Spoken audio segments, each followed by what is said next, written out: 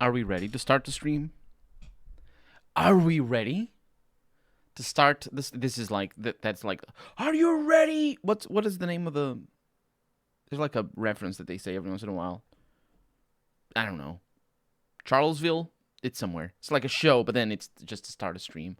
So it's like, are you? It's just to start the stream that you're ready. It's very very different scales there. So we're playing Fallout New Vegas today.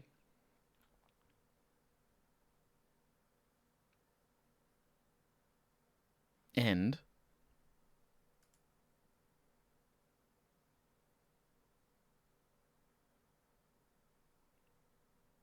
the game is starting.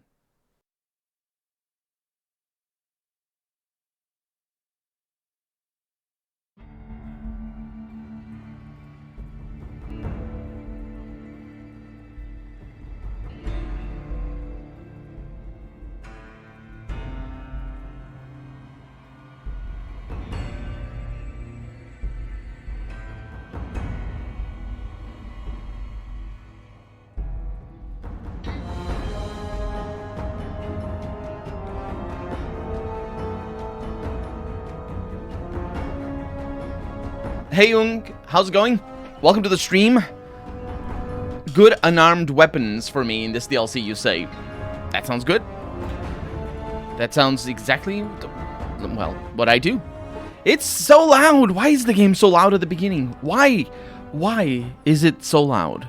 It's like it forgets the options. Because everywhere else is just really quiet. But it's just really excited to get you to play. Actually, it's really excited to get you to skip the main menu so we don't have to listen to the soundtrack as much. Because it's trumpets.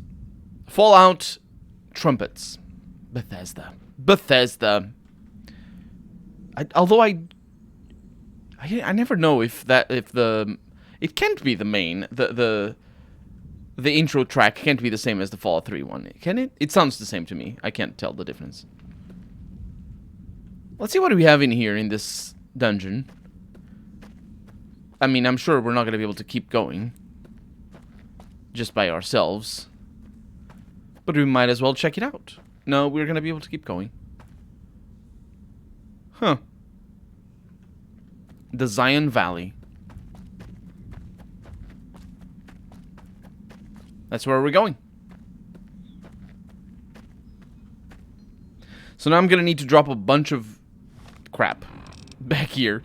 What am I going to... Well, I can take 60 pounds. That's pretty good.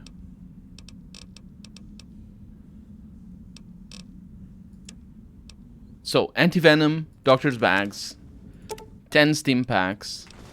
It's not the same intro, I think. I figured it isn't. It wouldn't make sense if it were. Okay, this is off to a good start. We got some Rad X over here. We're not going to need Rad X at all. We got some Psycho. Probably not going to need that many. Some Mentats. Probably not going to need that many. Med X itself. The game is going to give us things. It's going to be fine. 1 turbo. We're down to 81. It's not going well. All of the food can go in. Oh, the maze itself. The maze itself was filling up a lot of space. I see. Hydra. Not going to need it. Fixer. Not going to need it. Even though we do have an addition, I think. But we're not going to need it. Cuddles' toy car. Not going to need it. Intact garden gnome. Same thing. Nuka-Cola truck. Nope. Sheet music. Nope. Vault 13 canteen. We might need that. Azor, welcome to the stream. No Prey. Yeah, Prey. I have so many. Prey. Every stream I do of Prey, I record so many episodes that I basically on 3 streams I recorded 17 episodes. I already have everything edited, but the next Prey stream is gonna be on the next Saturday. So that's how long it's gonna take until the rotation goes back to Prey. You are the Prey. So yeah, no Prey. I'm sorry. I kind of considered playing Prey nonetheless, but it's just delaying compounding the problem even. Because if I play Prey even more, then I don't know. Although I could just play Prey and do whatever, and then release the games next year, or the episodes last year. Because next year, I'm exaggerating, obviously, but if they keep compounding like this, they're gonna get like 2 months in advance of episodes pre-recorded. The beginning of Dark Souls Scholar of the first scene was really tough, but now I'm dual wielding 2+10 rapiers and smashing everything. That is indeed the way of the world. Yes, you are correct in what you're doing. A lot of animals in this DLC, so take Antidote. But I only have the one! The game is gonna give me Antidote, is what I'm saying. The game is gonna be nice to me, right? It's gonna be fine. Oh, no, Jet can go, yeah.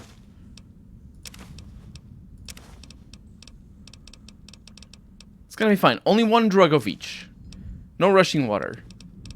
Only one magazine of each. I need to bring this down to 60 pounds, and we're not there yet. You did them on your Let's Play. Wait, but I've heard Souls 2 DLCs are crazy hard. They are indeed crazy hard. They're absolutely bonkers hard. To the point where I don't think they're good DLCs. Yeah, I was very disappointed with the DLCs of well, not all DLCs. I really enjoyed it is still hard, but I enjoyed the one with the frozen something or other. Even though that one has the worst boss in the game, the one that I didn't even find, and the worst level in the game. But the one with the frozen stuff, that DLC is pretty cool. That was my favorite, I think. Remember to save Gecko Hide for crafting armor. I will. Young, thank you for the tip. But yeah, the DLCs very, very. I didn't like them at all. They're made to be scummy and difficult, and I do not appreciate that.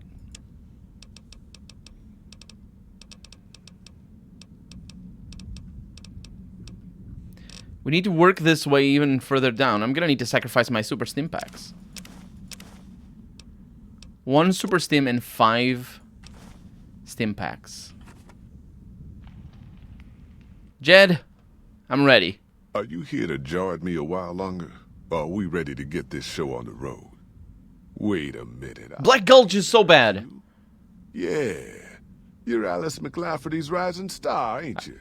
Also her murderer. Sure you want to be here? McLafferty's non-competes are pretty rigid. I'm also her murderer. I don't know if you noticed. Definitely didn't. I just did Black Gulch and the gutter areas. I remember why I hated areas when I played DLC 2 Vanilla, plain ugly, and poison everywhere. Yeah, the Black Gulch is terrible. I hated it. But the one before that, I liked it. The gutter. I don't remember the name of that place. Saints Grave or something? I liked that bit. I liked the fact that it was a slow and progressive exploration of the level, and you had to put down all the torches, and that was cool. I liked that. It was, calm, and it was difficult as well. I thought that one is my favorite. Grave of Saints. No, the Grave of Saints is a different area. One that's like really weird. I'm not sure if it is the Grave of Saints. I don't do Sorcerer's playthrough for Souls, says Azor. Sorcerer's playthrough for Souls. Did I ever do that? I have played Sorcerer. I think I did that for Dark Souls 3, but off camera. And it's super powerful. Like, it's just brutal. It's just incredible. The one with the rats is Grave of Saints. Yeah, Grave of Saints. Yeah, it's kind of a meh area. It's scary on a first play. Gutter is the one really dark. Yes, the gutter. I liked the gutter. It was good for me, I think. It was like it wasn't a pretty area, but because it was just darkness. But the like how slow you advance, and like let's see what lies around the corner, and then I like that. I like that sort of gameplay. The very the scale of the gameplay is more localized. I don't know. That's something that I always liked in Dark Souls 1. For example, the depths for me is very enticing, and even Blighttown in Dark Souls 1 I think is really cool. Even though that's where I rage quit my last playthrough off camera. But it's still I like Blighttown because it's very localized. It's like you can't really. It's not like a very broad level where you can see ahead where you're gonna go and just advance and just sort of plan ahead and all that. It's just you're always very preoccupied with whatever's going on around you, and I think that's really cool. I don't understand why everyone hates Blighttown. I breezed through it. It's not necessarily an easy area, but I don't think people hate it because of how difficult it is. I think they hate it because it's very finicky, and it is very finicky. Although I remember there was another area that I remember being very finicky as well. Oh, Zen's Castle or Zen's whatever, Zen's Fortress. Zen's Fortress? Yeah, I didn't like that. that was all the finicky of Blighttown with not really that much in terms of exploration. It's a small area, all things considered. It's just difficult, and I didn't like that. Souls 1 in general very easy. You played Sekiro. No, I have not played Sekiro, no. I'm very afraid to play Sekiro, in fact, because parries are not what I'm good at, really. You really gotta have to try Souls Remastered on your YouTube. Yeah, I don't notice the difference. I played it already a little bit, but I don't notice anything different. I mean, I know what the differences are. It's just same thing. It's the same game. Found Sekiro very easy once you understand its mechanics. That's my problem with Sekiro, really, is that it's not a game about. It's well, not my. I haven't played it, but it's like.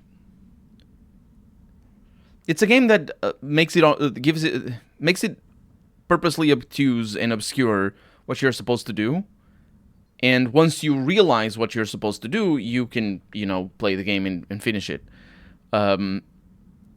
So the game is not about doing what you're supposed to do. It's about finding what you're supposed to do. It's like, you know what I mean? It's like the game itself, the progress through the game, or as you play it for the first time, is about finding what you're supposed to do. And I've seen a Let's Play, but I have no idea what you're supposed to do because I don't know how to play it. But I know some basics of basic principles of the game, but everybody can understand that right from the start.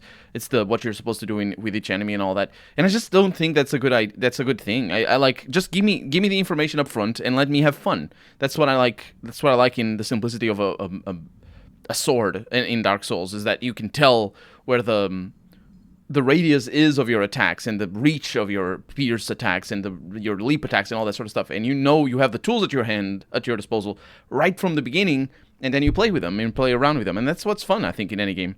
And Sekiro is just about, well, this game is really difficult to figure out, but once you figure it out, it's gonna be easy. No, don't care about that. Might as well yeah, don't like that. In fact, that is so not fun for me that I did something in my Dark Souls 3 playthrough, Let's Play, in fact. In my Dark Souls 3 Let's Play, I did something that just made it a lot easier to like, literally easier to beat one of the bosses later in the game. It's the Storm King. The name doesn't mean anything, it's not a spoiler. But when I fought the Storm King, I spent like a whole episode, like an hour, trying to beat the Storm King, and then I stopped. I recorded that whole episode. I put the episode up, and I stopped. And so what I did before the next episode is I went and watched the footage of me fighting the Storm King, and I didn't even watch like the whole thing and try to be like, what am I doing wrong? No. I watched for the timing of the Storm King's attacks. That's all I did. I knew what buffs I was supposed to use, which can be pretty obtuse in Dark Souls, but in that one I knew. I knew what buffs I was supposed to use, and I knew what the boss was like. And like every time you fight a boss for the first time, you're like, "Ooh, look at this thing that I didn't expect the boss to do." But on the Storm King, I knew what the boss was gonna do, and I knew it beat me like very handily. And so I don't know if I spent the whole episode dying to it or whatever, what happened. But I do know that I went back and watched the footage, and what I did with the footage was get the timing. So telegraph and attack, or for different attacks, it can be just a little bit longer, or something, like the delays of the things. And so I watched the footage. I saw what the telegraphs were. I knew what the telegraphs were. Just the timing is the issue, because Dark Souls is a timing game at the end of the day. So yeah, I saw the telegraphs, I saw the attack, and that's it. And then I started recording, went and beat the boss on my first try, I think. I think. I recall beating on that recording session. I went and beat it, but it wasn't just a random thing. Is I knew what I was doing, and to learn that timing while playing, it's just so boring for me that I just didn't want to do it. So that's why I went back and watched the footage. And so yeah, I don't know. It's I really like the parry system in Sekiro. You can't focus on enemy HP. You focus on their block bar. Yeah. Souls 3. Oh, that's the other thing in Sekiro. And Dark Souls 3 has that as well. Is that the HP bar doesn't mean anything. Because you kill an enemy, well, it's back up to full. Whatever. And I'm like, why? Why would you do that? It's like, do that once in the entire franchise. Not 5 times in the same boss. Oh my god. Souls 3 was a bit disappointing, in my opinion. I found too easy, especially with the build I went with dual twin blades.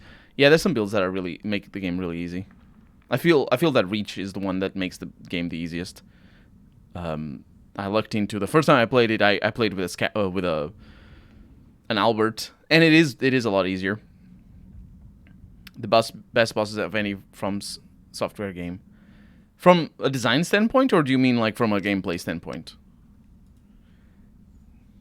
Because, you know, from a design standpoint, I can still appreciate the game. I'm ready to go to Zion. I bet you are. But you ain't going nowhere loaded down like a pack Brahmin. Why the weight limit? You ain't never been to Zion, have you? My throat today. Passing through a whole mess of narrow slot canyons and high rough passes. A big pack will get you wedged in like a super mutant crawling through a storm drain. And too much weight will kill you in the thin air. Mm-hmm. Yeah. Let me drop a few more stim packs then. In fact, let me drop the super stim pack and that's enough. Are you here to jaw at me a while longer? No, I'm ready to go. Are you now? You know we ain't coming back this way for a good long while now. And you know about the weight limit. I don't want no whining about old Mr. Masterson. I left my one-of-a-kind plasma cannon back at base. Can we go back for it? You sure you're ready now? I don't use plasma cannons, I'm sure. Well, all right then. Let's get moving. That's the worst answer. Long road ahead of us. 175 caps. Let's do this, baby. I need to have a game to just sit back and chill. Played Path of Exile, Neo 2, Souls 2. The paths we're following are slow going. Oh, it's so you quiet. Might as well keep your ears open and listen to what old Jed has to say. A few decades back, folks in the NCR started to hear about a community in northern Utah called New Canaan. Didn't know much about them, except that they were religious folks, sent out missionaries to talk to the tribes. We've seen our share of cults, but the New Canaanites, they were honest traders. Good fighters, too. Raiders wouldn't tangle with them. But then, the Legion appeared in Arizona. I reckon you know all about them. Turns out Caesar's first war chief, the Malpace Legate, was a New Canaanite, Joshua Graham. Legend goes that Graham was the meanest, toughest son of a bitch in the whole damn Legion. Yeah, Dark Souls through Darkest Dungeon is also pretty rage-inducing. And you need to pay attention to what you're doing, otherwise you're gonna die. The Malpace Legate finally met his but it is a chill kind of game, for sure. A chiller kind of game. But right back over the river.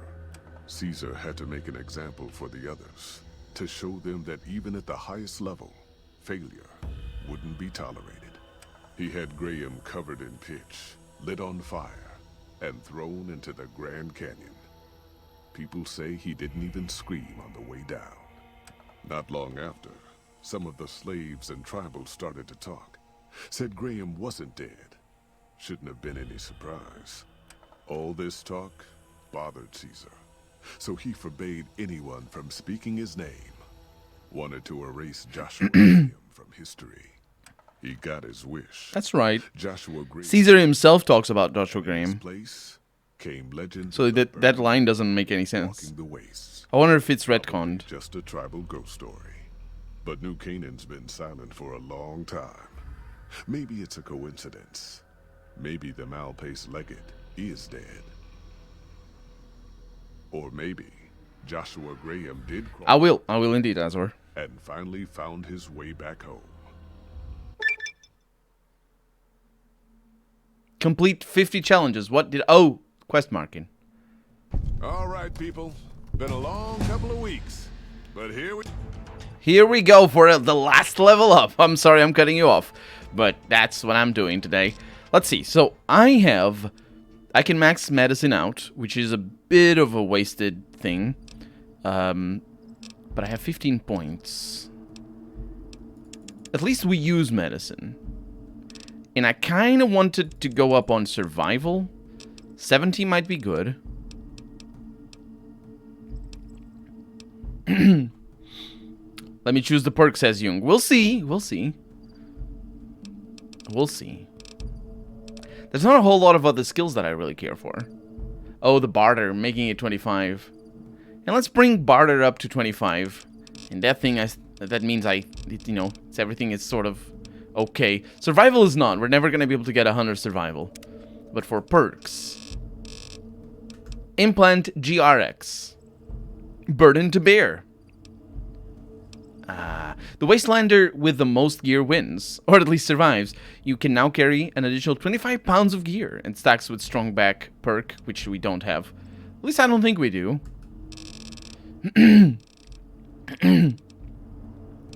Nope, we do not. I'm sorry, I'm clearing my throat at the microphone for some reason. My throat... Oh, I know why. I ate a cheese sandwich before the playthrough. Or before the stream, and that's why. And with this one, you get an additional... you get a non-addictive subdermal thermochem injector. This perk may be taken twice, with a second rank increasing the effect from 2 to 3 seconds and uses per day from... What? And within plaque... I can't pronounce anything. Adamant skeleton sounds... I think I might have picked that. And with Implant GRX, you get a non-addictive subdermal turbochem injector. This perk may be taken twice, with a second rank increasing the effect from 2 to 3 seconds, and it uses per day from 3 to 5, activated in the Pip-Boy inventory. Uses per day? Is that actually per day, or is that per rest? I'm not gonna go with that. Turbo is really nice, though, but... Actually, I probably should go with that, to be honest. But, no. It didn't, since I saw it in the list. Okay, let's see. Adamantium skeleton, I believe it. Yeah, right there. Your limbs only receive 50% of the damage they normally would. I rarely break my limbs anymore.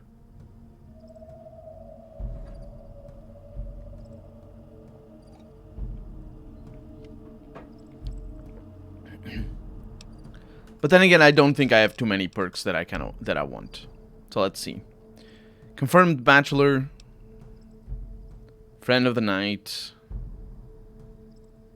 All thrown weapons go up. That's irrelevant. Intense training is kind of nice. Junk rounds, Lady Killer, Light Touch. Old Word Gourmet. Nope. Rapid Reload. The Retention perk. Swift Learner. Cannibal. Educated Entomologist. Additional 50% damage every time you attack a mutated insect. No, don't need that. Rat Child, don't need that. Travel Light, don't need that. Fortune Finder, don't need that. Gunslinger, nope. Hand Loader, bad. Lead Belly, nope, don't need that. The Professional, nope. Vigilant Recycler, Commando, don't use that. Whenever you interact with a campfire, you have the option of sleeping with all of the benefits that sleep brings. This is kind of good, actually. I like that. Action Boy. No, Action Boy is bad. I don't use VATS. Is that what Action Boy is for? I need to see. Living Anatomy. Quick Draw. Rad Resistance. Dash on the... Oh my god, how dare you. How dare you do the dash. With a Scourger, you find more ammunition. Sneering Imperialist. This for VATS. And Strong Back increases things. Terrifying Presence. In some conversations, you gain the ability to initiate combat while terrifying a mob of opponents, sending them fleeing away for safety. I think that I like this. I think I like Terrifying Presence. Tribal Wisdom. Nope. Fight the Power. Was that the good one? You gain a plus... No. Here and Now. Math Wrath. Misfortune. Mr. Sandman. Wait, was Mr. Sandman good? When you're in sneak mode, you gain the option to silently kill any human or ghoul while they're sleeping. Oh, unfortunately, it isn't like in any video game. Well, not any, but, you know, silent kill would be kind of cool, actually. Use the arrow keys instead of scrolling. Good call. Good call. Well, say good call, but... Nope, it works. Nerd, Rage, Knight, Person... Nope. Any danger while crouched, you're moving, you gain a perception, fast metabolism. Weapons heavier than 10 pounds now weigh half as much. Life Giver, Robotics Expert, Unstoppable Force. You do a large amount of additional damage through enemy block. Oh, right. I think I might have wanted this, but I really don't care for it. If the enemy is blocking... It doesn't matter, unless other people are fighting me, obviously. But if the enemy is blocking, it's not doing damage, so I don't care if they're blocking or not. It is a little bit jarring, though. Adamantium Skeleton is good, looking good, actually. As a Purifier of the Wasteland, you plus 50% unarmed weapons against Centaurs, Night Stalkers, Death Claws. Purifier is what I need to use against Death Claws. It's also against super mutants. And Action Boy is completely ways that I never use VATS. Tag is interesting. Tag actually could be a good one. But we don't need the perks for anything. Or the skills. Paralyzing Palm would be an interesting one if the game actually played properly.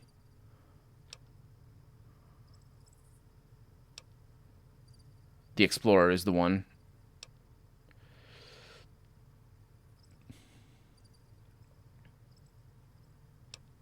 Eye for an Eye would be an interesting thing if I liked going with broken limbs all over.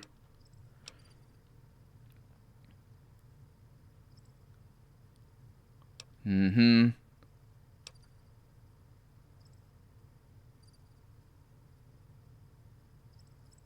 Any living creature you kill has a 15% chance to have the potent healing items Thin Red Paste or Blood Sausage when looted.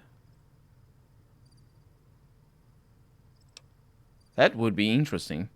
I don't really need a whole lot of healing.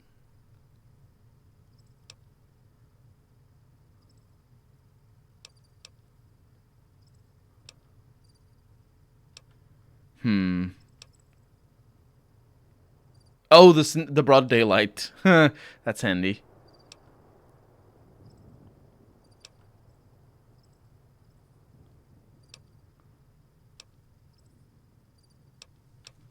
Yeah. There was that one perk early on. How much is that? The Burden of Bear. It's still another 25, so it's not that great. There was something up here that I kind of liked.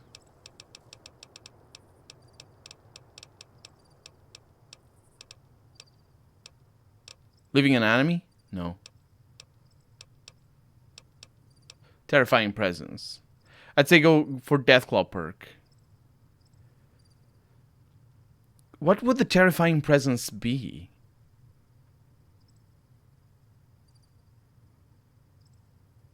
I think I'm good with the Deathclaws. Deathclaws are a pain, but there's going to be other things that are a pain as well, so it's not like it's going to make or break the whole thing. And I've killed all the Deathclaws that I need to kill. So let's see what I can do with Terrifying Presence. Terrifying Presence makes them scared and you can't interact with them. No, that kind of sucks. Okay. Adamantium Skeleton. Let's go with Adamantium Skeleton. Doesn't work on everyone. Yeah, I figured. Let's go with Adamantium Skeleton. With the Adamantium Skeleton with the Adamantium Skeleton perk, your limbs only receive 50% of the damage they normally would. Zion. I know your feet hurt. It's been a I while. know you're tired, but I need everyone's mind on the trail ahead. Ain't the trail ahead worries me, Jed. Those descents we made through that slot canyon back up there. Ain't no way we're getting back out the way we come. And then what? God damn it, Stella heard you the first time. And the 15th, too. The new Canaanites will know a way. And if they don't, we've got the maps on our friend's Pip-Boy over there. Enough lollygagging. Get moving. And keep an eye out for tribals. Sorry to bother you with reality, old Jed. Who cares if we can't get back out the way we come? That's not a problem. It isn't a problem. Oh, yeah, people dying already. Excuse me, I'm taking your stuff. No, I'm not. Your stuff sucks. Who's shooting at you? It's people up there who are apparently killing themselves. Oh, no. My Pip-Boy don't even work. Why the fuck you hire me? Shut the hell up, Ricky. Might as well be waving at us. Holy cow! I know, man, I know. Let me just take this stuff while I'm doing things, because I don't know how to use weapons. I'm bad at this. Anti-venom, look at that. People, stay low! Yeah, I'm trying to. Let's see. Surgical tubing? Don't need that. You guys are gonna die?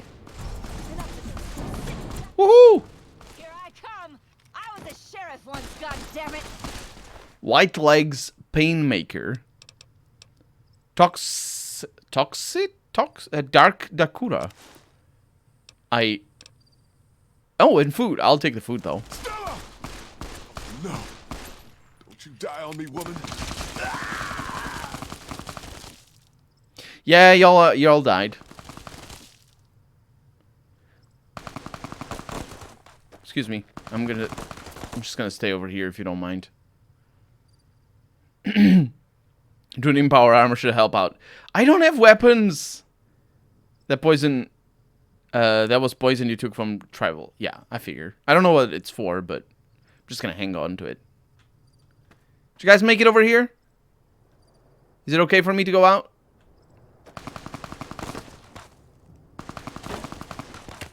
Is it? It's not okay? How am I supposed to get to you up there, huh?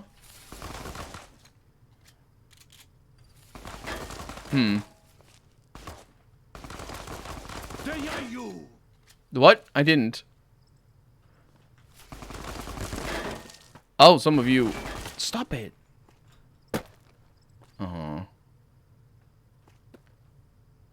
Anti-material rifle. The White Legs have anti-material rifles. They also weigh 20 pounds. Dude, you are the worst. I can't. Okay. Well, let's invoke the power of the stars here, shall we?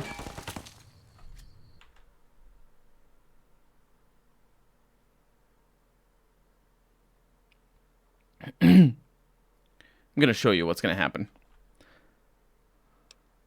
I mean, I'm not gonna show on the Let's Play. The Let's Play is gonna be magical, as I have done already. So, if I take all of the nice... Oh, this is different, isn't it? Maybe. Yep, that guy just exploded. You know how I do. And then... kill. Did that work? I think so. Huh. I don't deserve this. Do you not? I don't see anybody else. Pip-Boy don't even work. Why the fuck you hire me? Shut the hell up, Ricky. Might as well be waving at him. Okay. Yeah, I'm gonna do this because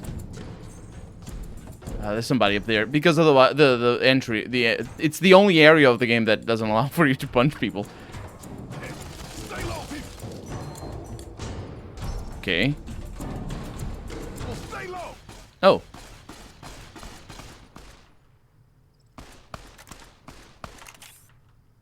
That one right there. That one, there it is.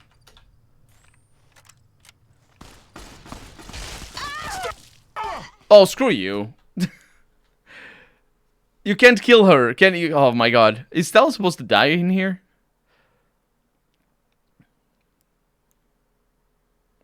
You use it on your arm so it applies poison. Gotcha.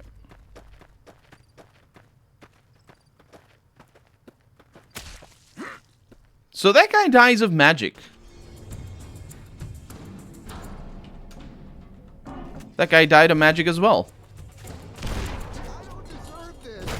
My Pip-Boy don't even work. Why the fuck you hire me? I know, man. Hi. I'll deal with you in a little bit. Might as well be waving at him.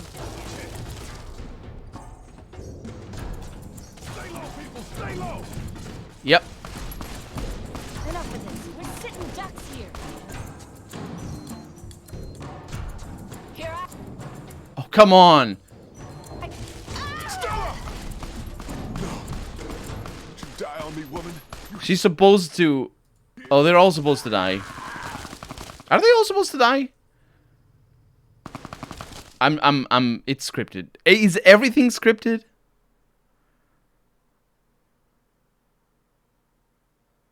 That is so bollocks.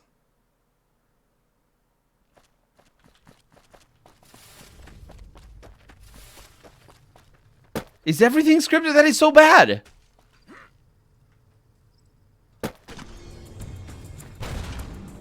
I'll show you. I'll show you. My Pip-Boy don't even work. Don't worry about it. Hire me. Shut the hell up. There it is. Might as well be... Oh no, that is not. Holy hell! Stay low, people! Oh, I have a better way. No, do I? Enough of this. We're Toggle flipping. sitting ducks here. Here I come. Okay, now I can see you. Kill. I was a... Yeah. Yep, that's not a kill. God damn it. Stella! No. And look at that guy down there. There it is. Die on me. You can't even save them since you don't use guns. I know. I was just... whatever. That's dumb that it's scripted.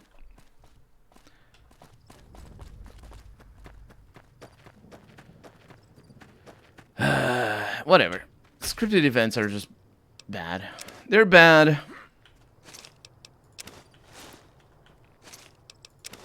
You can just tell them in a cutscene. If they're gonna be scripted, script them properly. Don't want to take damage there. Please blow up. I don't deserve this. My Pip-Boy don't even work. Why the fuck you hire me? Shut the hell up, Ricky. Might as well be waving at him. Holy hell! Stay low, people, stay low! Trying to take his stuff. Oh, Oh, Vaulted 22 jumpsuit. Nah, I don't need that. Enough of this. We're Otherwise, Bethesda engine would make it unstable. No, you shouldn't. damn it. You shouldn't. It's not about making it unstable or not. It's about letting me save them, die on me, woman. or they or me live with them dying. Do you know what I mean?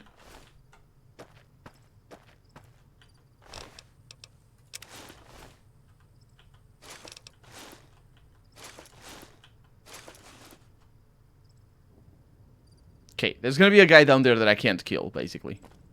Ghostface, welcome to the stream. Welcome on in.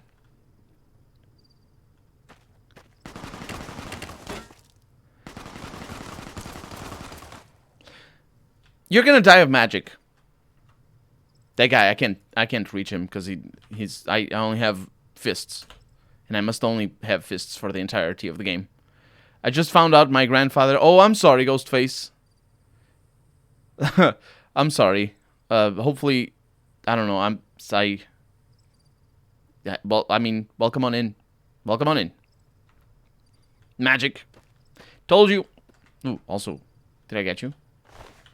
That is correct. Okay. So, everybody died. Rebar Club.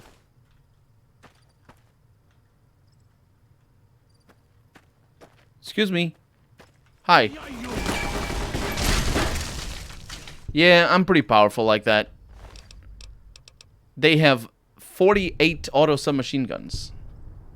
Well, if they're submachine guns, they're auto. Are they actually? They could be just bursts mode. I don't know. That is an interesting question. Would a submachine gun always be auto, or can it just be a burst weapon? In a burst being like controlled burst rather than full auto burst. Now it's falling. And we have a cart. Can I push this cart? I cannot. This is the stuckiest cart ever, but it's got a thing in it. It's empty though. Are you just starting this DLC? Yes I am. Just the beginning. Usually you like them dying so you can loot them. Also, mostly, hopefully they don't hurt me. Maybe they don't hurt me is a good motivation. Their machine guns are really powerful. I mean, really expensive. I don't really care about the power. I didn't... Anyway, I should have paid attention to that. Oh, hi, what's up? I am just a traveler. Shoot me not. Your bullets are expensive. Where'd you get them? Who sells you the weapons? That's an... Well... Hoi, white legs don't leave survivors often. You're some kind of lucky, let me tell you. Not going You to... came from outside. Not going to. Welcome to the stream. From the civilized lands. Wow. Joshua will want to hear about this. Who's this Joshua? Joshua Graham? Joshua Graham. He leads Graham. our tribe. Thanks to him, the dead horses are strong and safe from our enemies. He'll want to talk to anyone coming up from Southways. Guess that means... Thank you for the follow, by the way. Come. I can take you to him. Alright, let's go. Good sists. We head east then. Joshua is at our tribe's camp in the Eastern Virgin. Follows Chalk has given you the well-stacked Cairns perk. While Follows Chalk is in your party, reaching any summit in Zion Valley, such as Rangers stations, will reveal all nearby map markers and inspire a heightened state of awareness for a +3 for 3 minutes. The perception. It's kind of interesting because if I had the Explorer perk... Oh, it's raining. That doesn't happen down in Nevada. It's kind of interesting because he just killed this guy. If I had the Explorer perk, then I would basically not need it. Are you getting stuck? Oh, good old everything in this engine. And look at that, more people who are interested in art. Good stuff. It can be, but the Thompson is full auto. Yeah, I thought it was. I mean, you probably have some variants that, like one-offs and whatnot, that allow you for selective fire. If you took the Explorer perk, then you, sir, are a noob. That doesn't necessarily make the game overly easy. Hold up. What? See that log over there? Take a closer look. Yes. There might be some good stuff tucked in there. I was going to do that because I am very good. The good stuff is squirrel bits. That is indeed good stuff. Okay, well, what's going to happen in the editing of this DLC is that I'm basically going to cut out all of the exploration. Because it is such a tremendous big part of the DLC. And there's so many dead ends and you not figuring out how to get up to a mountain that I could make entire episodes. In fact, I believe that, well, not entire episodes, but I believe we're going to spend dozens of minutes walking around. Oh, can you imagine this in a game without a sprint button? Because the default game doesn't have a sprint button. It's a waste of perks, just like intensive training. I think intensive training can work for some builds. How into... Yeah, maybe... Well, for some builds it might be. But depends on how you want to play, ultimately. I don't really see... It's so dark out here, by the way. I don't really see many ways of... Okay, this beginning is actually pretty important because it goes over there. I don't see many ways of you needing just that amount, like a certain amount of special points, and needing an intensive training one.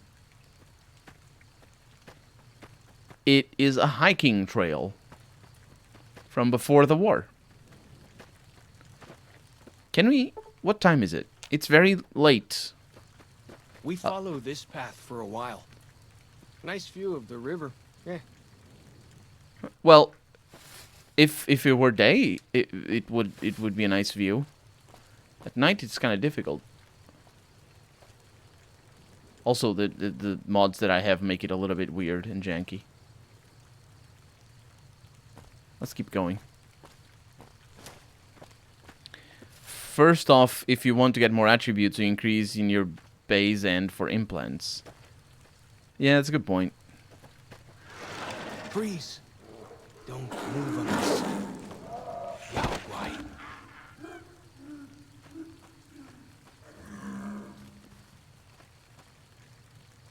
I think we can take on the Lao Guai. Oh yeah, I see that. Whew. That was some kind of lucky. Guess that one was all full of gecko, eh? Don't get used to it, though. Yao Guai are plenty mean as a rule. So we should go there. The hiking trail keeps going. Let's go there. You can take the path north here if you want. Or head east over the ridge. There's a nice view from the top of that cliff, if you want to look. Sure, let's do it. I assume this is east, because... No, actually, wait. Where the hell is east? Okay, east is this way. We're going this way. Yeah, the implants are really powerful.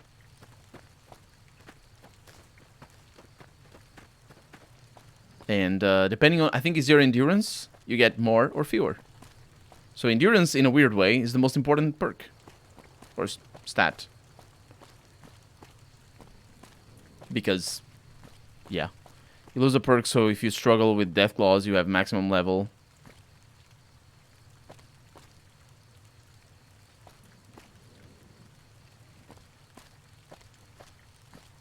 And you are maximum level. You haven't taken the purifier. Do I lose a perk? What do you mean you lose a perk? On the implants? You mean the ones in Big Mountain or elsewhere? Oh, I lost him.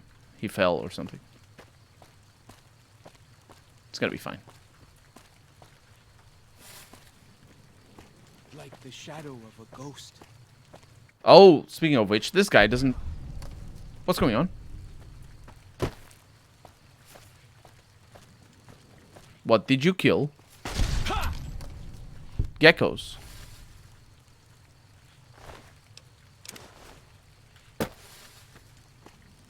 Young geckos. Whoa! What? Here we go! Did you find enough? Where are you finding these things? Oh. Mantis now. This place is full of it. Is it through here? Because that's where the Yaguai went. Way I heard it, salt upon wounds butchered everyone in New Canaan and nailed their corpses to the cliffs. Salt upon wounds. Is that your leader? Or your enemy's leader? Xander Root, I saw that. Even though it is really dark. There's an enemy. Is that the Yaguai? I think that's the Yaguai.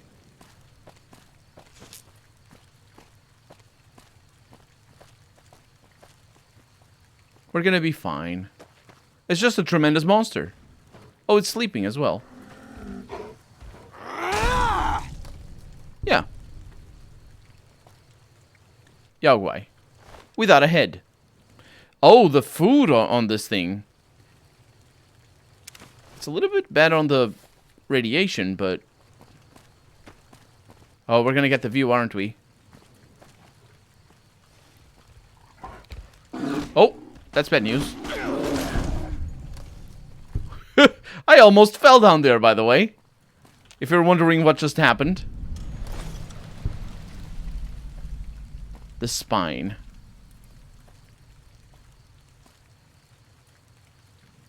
Yep, we're gonna explore all of this.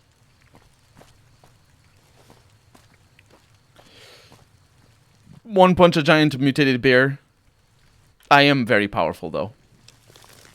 Oh, a fresh potato. It heals your thirst almost as it heals your almost as much as it heals your hunger. Also important to level. They do no intensive training and explorer. Oh right, I see what you mean, Jung. They do nothing to help you out. They also important to level up skill so that you don't have to take the bad perk since you can't take the perk you need because you low skill. Yeah, having the correct amount of skill points for the perks you want. Way I heard it, salt upon. No, he says that again. Everyone. One punch of giant. And nailed their Cook it corpses. and then look at the rat Some levels kind on the of view food. up here, eh? If you know how to look, you can spot all kinds of landmarks from up here. Look, I'll show you. Will you actually show me how to do it, or will you just spot the landmarks? Because I would like to know it. I don't know if you're going to be with me for a little while. Or forever. But yeah, thanks.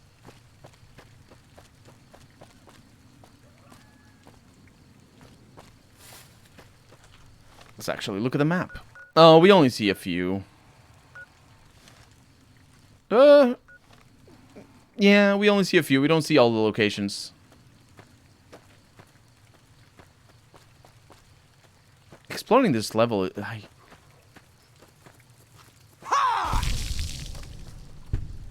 exploring this area is like, especially in the night, we really arrived at the bedtime.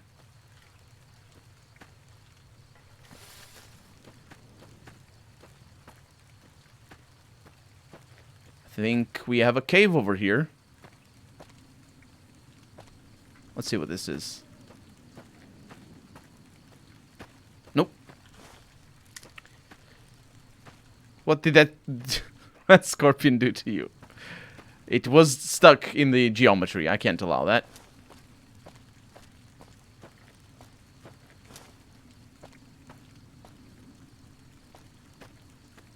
Oh, look, it's more of those paintings. And these trees, are they normal? I find it really interesting that every time I turn my light on, my left hand just picks a book up. I have no idea what that's supposed to be, why that happens, but it does.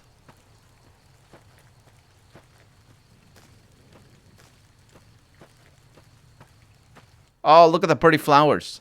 Datura root. Oh, is that the poison thing? Sacred Datura. Hopefully it's not sacred to him. Where is he? I left him behind.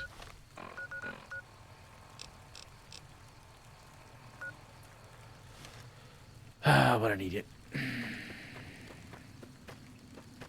He's stuck up there. That's my Pip-Boy?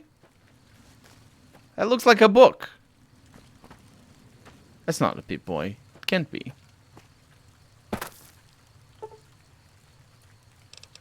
Let's wait until daytime.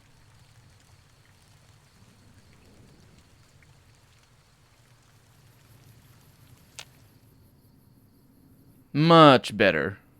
Now, he's still up there, though. So, we're gonna have to go find him.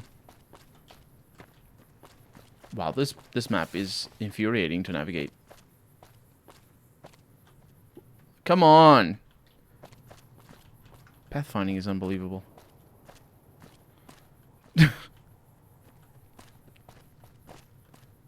What are you doing? Where are you going? Yeah, look at that. I disabled the light. Ooh. Okay. Oh. You got doggos? Hey, stop it. Stop it. Huh. The white legs are attacking us down here as well. They have really good equipment, though. Are you sure you're safe? What? Especially now during daytime. I don't know what you're shooting, mate. Oh, it's a rat scorpion. Yeah. Oh, and there's ants. Why do you carry all those bottle caps anyway? They jangle like crazy. It's not the only thing that jangles. we have the... You see the dead sentries? Shamans say our enemies' souls are trapped in them.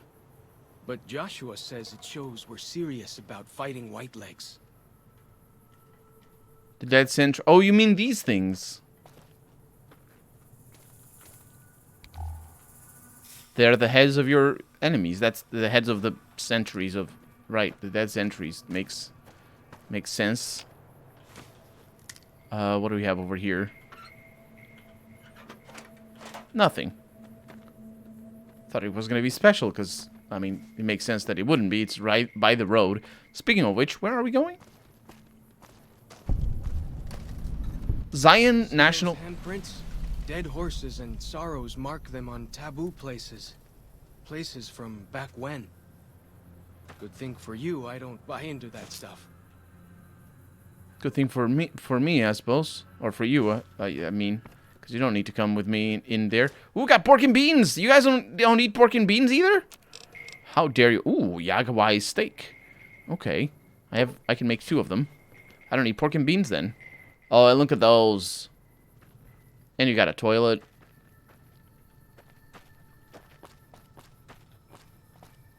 And it just keeps going. So this is a taboo place. My light is on. No, it is not. It's just... Ooh! Park Ranger hat. I'll take that. Purified water. 200-year-old water. Purified, very purified. By time. Oh, it's becoming green. I wonder if it is because we're... We're arriving to where we're supposed to go? I don't know that we're actually going... No, this is not where we're supposed to go. I'm happy to travel with you, but you're not headed toward the dead horses anymore. Yeah.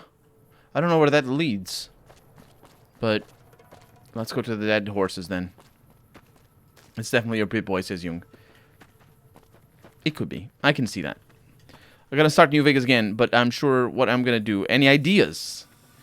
Down this path to the north. Hope you don't mind getting wet. Nope. What would be a good thing?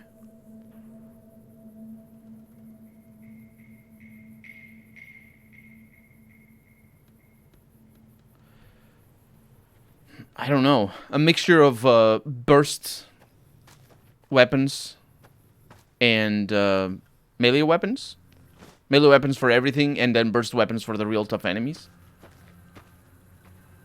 If the burst weapons can do enough damage, which I don't know they can. You guys paint everything. Oh! Look at that! Huh. I know what that is, but it doesn't quite come across. These paintings show the dead horses' victories against other tribes. Lots more of them since Joshua came to us. Mm-hmm. Oh, you got purified water bottles over here. And the river is good as well.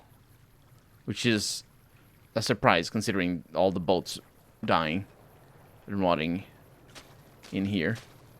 The Eastern Virgin. Is that the name of the river? The Virgin?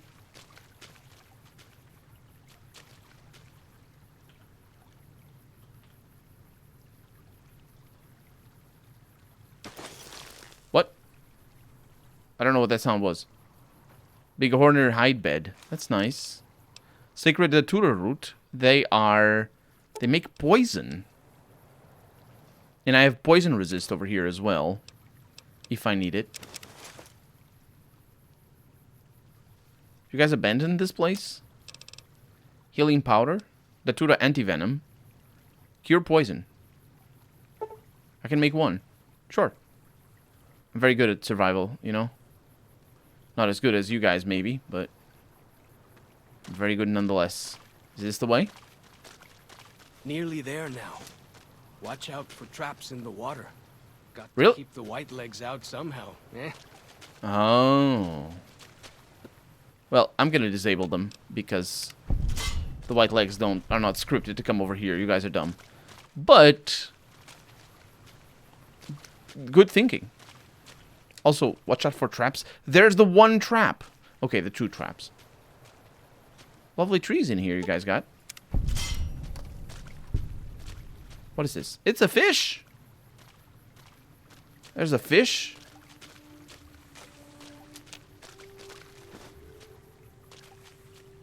Okay, 3 traps. I take it back.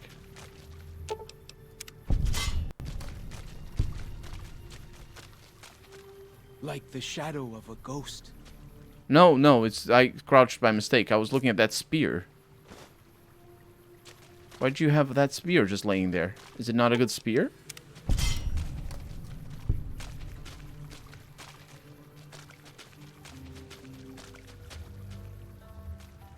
Are these people?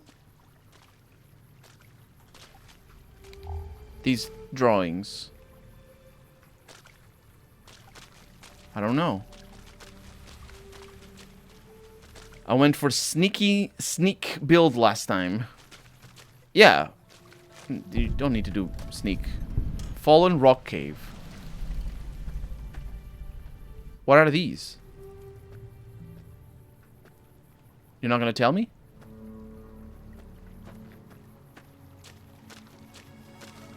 Was looking at traits for my new build and I saw Old World Blues has skilled. Yeah. My tongue hurts. Here we are. Joshua's just ahead there, in the Angel Cave. The Angel Cave. I wonder why it's called like that. And where it is as well. Dead Horses Camp.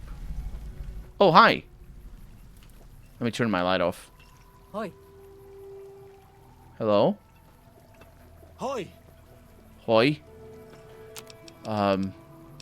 Rat steak. Oh. Hoi! Oh, they all say the same thing. Curious.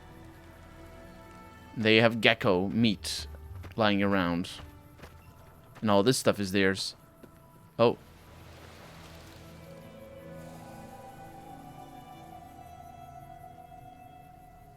Who the... That was Wild Wasteland. I don't know what that was. Angel Cave. This is where we're supposed to go. I don't know what that is.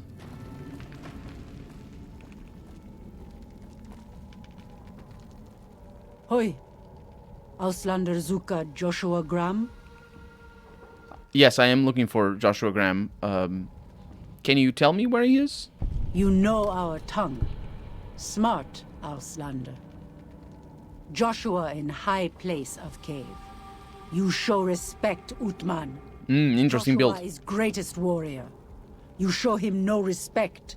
He show you thunder and fire. I'll make sure to be on my best behavior then. You wise for Auslander. False Chalk, you didn't warn me that they were going to talk to me. What can I tell you? Many things, apparently. Tell me a little about this area. Any interesting wildlife? Mostly it's the mountain bighorners.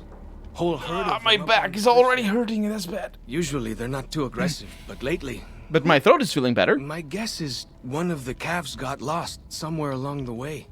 Bighorners are communal. One missing calf, and the whole herd gets ornery. If that calf doesn't turn up soon, they might very well come down into the valley and attack the camp. Maybe I can help with that. Yeah? Hey, thanks. Most of the hunters don't listen when I tell them the problem. Just one thing. Try not to kill any bighorners if you can, yeah? Don't worry. You'll drive the herd off and we'll have to range farther on our hunts. Yeah, don't worry about it. What would you suggest I do instead? You might try luring the baby out with some banana yucca. These bighorners go... I remember this quest very well. Alright, I'll look into it. That's great. I'll help any way I can. Will you, actually? Because I think if I'm not going to kill the big horners, you're going to need to stay at the back. But, What can I tell you? tell me about the, who were those tribals who attacked me? White legs. Nasty bunch. They've been raiding deeper into Zion Every time you take it, you gain plus 5 skills. And you can respect twice, so that means you gain plus 15. 2 skills. To all skills. Says Jung. That's brutal. Go for it. That sounds like proper. Wait, what? New Cannon was wiped out? How? That's what Joshua said. Whitelegs came down from Great Salt Lake in force. Fell on New Canaan before they could mount a defense. Joshua found some of the survivors led by a man named Daniel. Most of them have fled the valley. But Daniel stayed on with the Sorrows tribe. Daniel. He and Joshua have been arguing over whether to stand and fight the Whitelegs, or take the Sorrows and the Dead Horses out of the valley. Where did they come from? That's the weird part. Normally, the Whitelegs keep to the Great Salt Lake. I don't know what brought them down this far south. Okay, I want to know more about you. What can I tell you? Why are you called Follows Chalk? Our advanced scouts leave chalk signs to mark places rich with game. I'm not a full scout yet, so I follow the marks and guide the hunters. Fair enough. What are all those tattoos? Dead horses mark ourselves to commemorate our hunts. When a hunter takes a great beast, or when a youth goes on his first hunt, he gets a tattoo. Tell me about your tribe. We came up in the land of the Dead Horse, though why the back when folks called it that, I got no hint. We raided. Land of the Dead Horse. We fought. We lost. Our enemies drove us back into Zion, and we would have died if it hadn't been for Joshua. Joshua and his Caesar. Wait. What about Kaiser? When Joshua first came to us, he was servant to a man he called Caesar. He led his master's armies, and we were ready to follow him into war. Then he lost his master's army to a tribe called NCR, the Sunset People. When he returned, he was as you saw him. Burned, broken, but changed. He led us away from Caesar, led us to our own destiny in Zion. Oh. Yeah, I haven't seen him yet, but we will. What did Joshua do for you? If it wasn't for Joshua, the Dead Horses would still be the whipping boys of the Zion Valley. He taught us how to hold our territory, to protect ourselves. He guided us away from Caesar, and showed us how Caesar would have destroyed us. It's kind of interesting because it's kind of the same thing that Caesar did to the...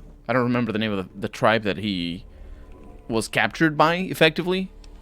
But that's basically what he did as well.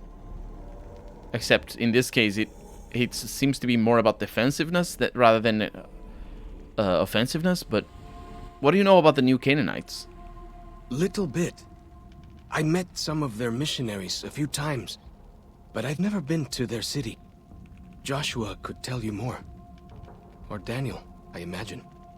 Yeah, I'll need to meet this Daniel as well. What's with the shell casings in your skull? We decorate our clubs with them to honor Joshua Graham.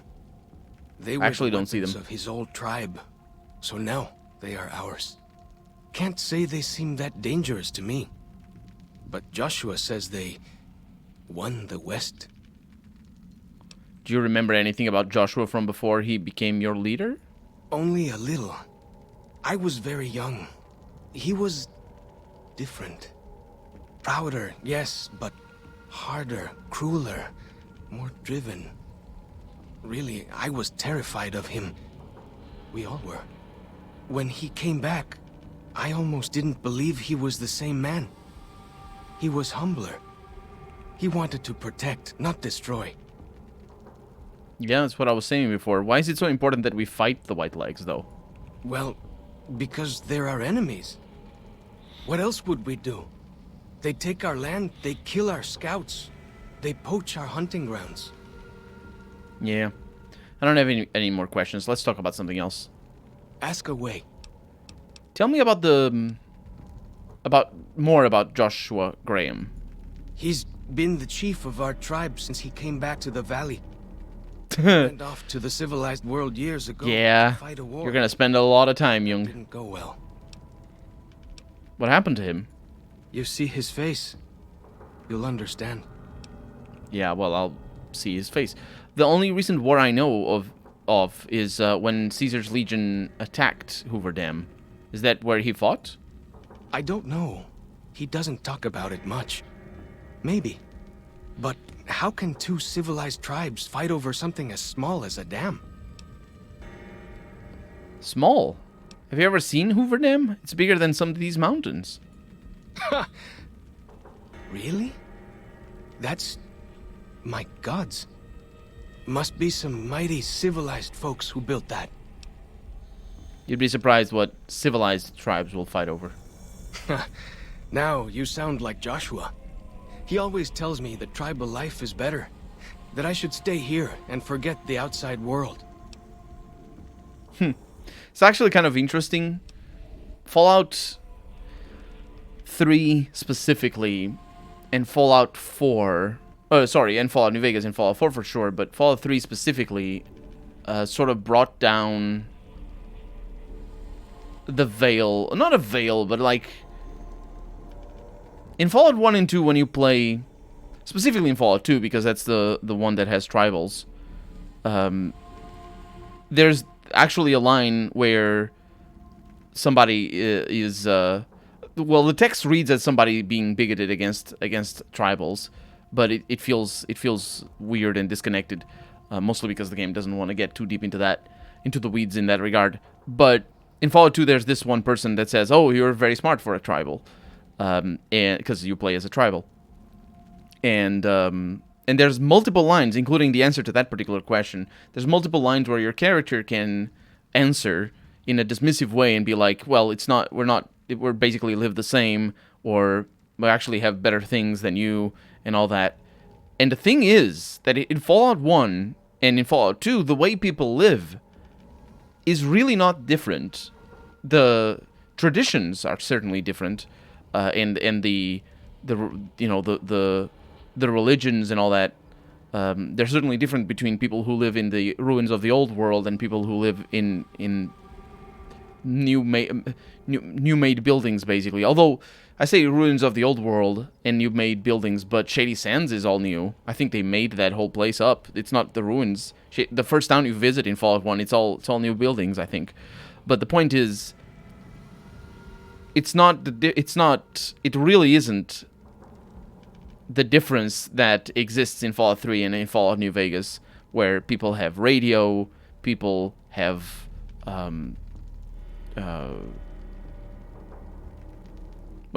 yeah, they have radio, but no, not really. But specifically in terms of electricity, I think that's what's really the biggest change is, as far as I can tell, in Fallout 1 and 2, people don't have electricity. They're just living in their broken old homes and doing their things. If they they're just doing their thing. There really is no evidence that people have electricity. And it's all about, burning fuel as in, wood, to get warm and to cook. But in Fallout 3, things just change a little bit. And I think it would be, I don't know, I think it would be really interesting for that sort of interpretation of the post-apocalyptic world that exists in Fallout 1 and 2 to make it into a 3D game, because you really would be able to tell that the difference isn't that much. It is definitely... In some aspects, it's actually a lot worse to live in the ruins of the old world. But either way, that's something that gets lost as the franchise evolves. Ask away. Forget the Nukas and the Sarsaparilla and the Raiders and the Brotherhood of Legion and CR, and that's not what's not to like. Yeah, but people like if you go to Reading, or if you go to what's that other place? Klamath. If you go to all those places, that's just, it's just basic, super basic living. It's like people have, I think really at the end of the day, you brought electricity to the waste. I think at the end of the day, it's really about whether they have electricity or not. And they don't. Klamath, and as far as I can tell, the Den doesn't have electricity. No, they must have. How do they operate the slot machines? Otherwise. Huh. You know, because nobody has televisions, nobody has television sets, nobody has radios or anything. It doesn't... Like, the whole game is very... You can, like... It's very obvious, I think. Pay attention... Yeah. Pay attention to that. Next time you play Fallout 1 and 2, pay attention to what would require a level of technology that is different from what these folks over here have. And there's not much. People just have old beds and sleep, you know, eat rat and just eat whatever, and they herd Brahmin. There's some batteries here and there, but it's like, if you think about it, it's all really weird, and it doesn't actually make a lot of sense where they get their power if they're going to need things like for a cattle prod or something like that, because they're going to run out of batteries for a cattle prod, but they use cattle prods for cattle. There's a monkey in the slot machine that spins it for you, exactly, and poops the chips.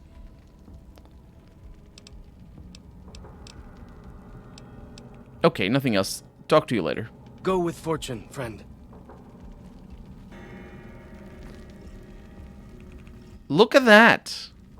Two bears high-fiving is the name of this person. Look at that thing.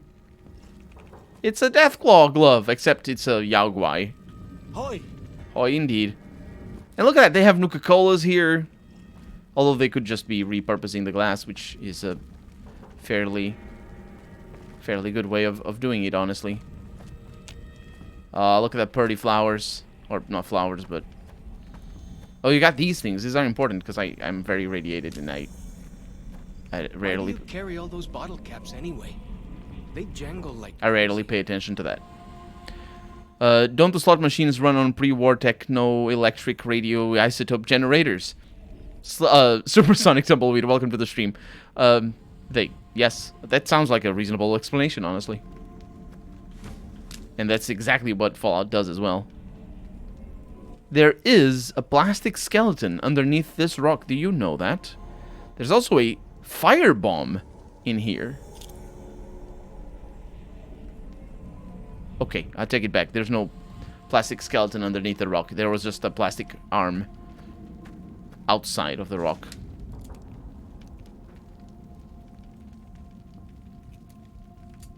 That's what I was talking about when I looked up at the mountains and saw a painting. That's the burned men. We should have given you a better welcome on your first visit to Zion. But from what I hear, the Whitelegs beat us. Yeah, and the NCR definitely has more. And New Reno. Visitors we have these days. And of course, Vault City. I expected anyone from the Mojave to come looking for us. And you're a courier, no less. Not the one I was expecting, but I suppose he wouldn't have come with a caravan. I don't know if you were close to the other members of your group, but you have my sympathy. I pray for the safety of all good people who come to Zion, even Gentiles. But we can't expect God to do all the work. Gentiles.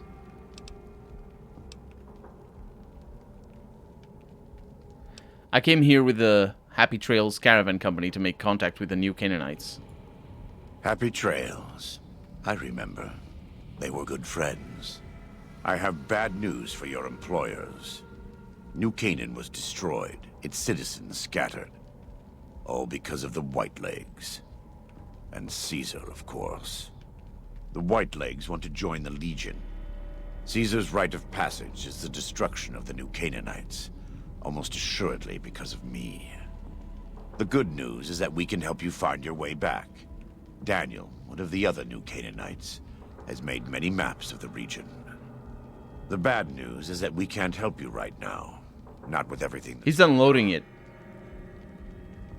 He's unloading the loaded gun. Look at it. He pulls the chamber up.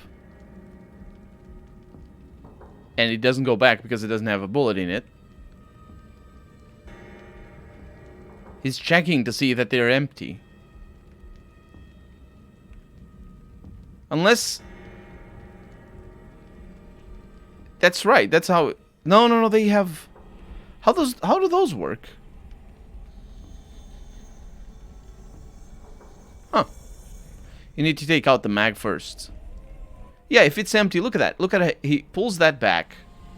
And he doesn't go back. Why doesn't it go back? Because then he pulls it back again and it goes up. So there's probably like a catching mechanism or something. But he's looking at the chamber. Look at his second animation. Look at that. He's gonna first off open the chamber. And look at that. Look at what he does now. Did you see that? He's looking at the thing on top where the casing gets ejected from. You see what I mean? And then he looks over there to see if there's any jamming. He's checking for jamming, I think. Otherwise, another bullet goes to the chamber. Yeah, but imagine the magazines are empty. Which makes sense, because that's a lot of magazines. It's a lot of loaded weapons. But imagine that the magazines are empty right now. He's not actually doing anything to the bullets. What happens if you have a bullet in the chamber? You need to eject it manually? How do you eject it manually? Oh, you pull it back. Right. You pull the weapon back. You pull the... whatever the thing on top is, and it ejects. Unfired. And you can do that as many times as you want to empty the weapon, right? I never handled one of these weapons. I know the basic principles. Oh, these weapons. These are the simplest weapons ever. I know the basic principles of weaponry, but if you do that multiple times and you have like 10 rounds in the magazine, you just 10 rounds come out of the top. And none of them are coming out. But if the chamber doesn't have anything, when you do that, it actually loads the chamber instead of ejecting. To check if it's jamming, you need to at least pull the trigger to check if it fires. Oh, I see. Yeah, I'm not 100% sure what he's doing. It looks like he's checking for jamming. But he never pulls the trigger. Especially, he would pull the trigger here. Or before putting the magazine in. Or after, because the magazine doesn't have anything. You should hear a click sound, yeah. There was something that he said that that I need to hang on to. Let's say that again. There was something that he said that I need to hang on to, which was the probably because of me. New Canaan was destroyed probably because of me. I don't know if it's gonna matter if New Canaan is destroyed or not, or if it's gonna matter why it was destroyed. But yeah. I'm not going to leave without offering to help. What can I do?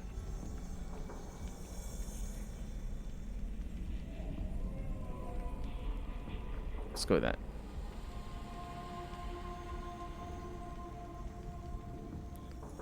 You're a good neighbor to us. We all go through periods of darkness.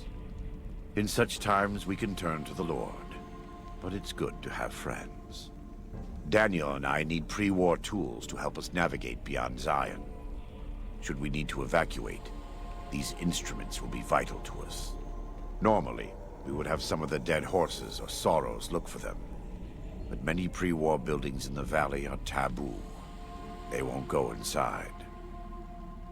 Oh, taboo, yeah. The Sorrows believe in a spirit that lives in the caves. Say the spirit punished them once for trespassing. They put special marks around That's Laxi, welcome to the stream. To keep people out. It doesn't work on It's a very famous routine, he's always doing it. But the dead horses are spooked. I'll see what I can do. Thank you. Follow's Chop can help you find your way around the valley. He's inexperienced, but he knows enough of our language to ignore the taboos about pre-war buildings. Huh.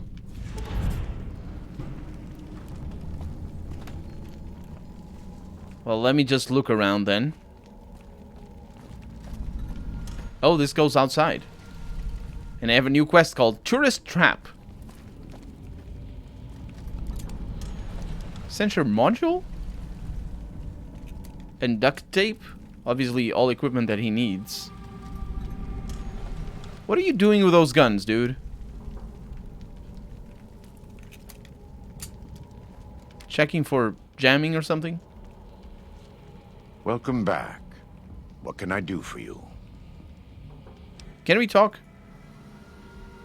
By the rivers of Babylon, there we sat down, yeah, we wept when we remembered Zion. Remember, O Lord, the children of Edom, in the day of Jerusalem, who said, raise it, even to the foundation. O daughter of Babylon, who art to be destroyed, happy shall he be that rewardeth thee. Happy shall he be that taketh and dasheth thy little ones against the stones. Do you know what it means? I don't know why you didn't say it, but this might be restored content is what it probably is. I believe that's from the Torah? Am I mistaken on the names? You don't want to leave Zion. You'd rather kill every last one of the white legs. Given those two choices, yes. In the best of all possible worlds. 1911s, yeah. But they won't. I don't enjoy killing. He's prepping, nice. When done righteously, That's a cool detail. Like any other. Practiced hands make for short work. And the good Lord knows there's much to be done here. Why are you talking to me about it? Daniel and I don't agree on everything. But in our hearts, we both want what's best for the Sorrows and Dead Horses. That's the second time they mention hearts. You've seen what the Whitelegs do, and I think you know what has to be done. If Daniel hears it from someone other than me, well, Zion may not be lost to us after all.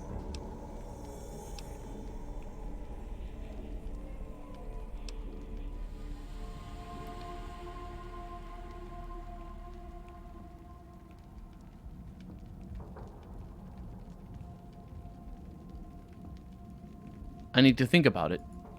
Of course. Think on it, and look in your heart. The light of the mind alone cannot dispel the whole world's darkness.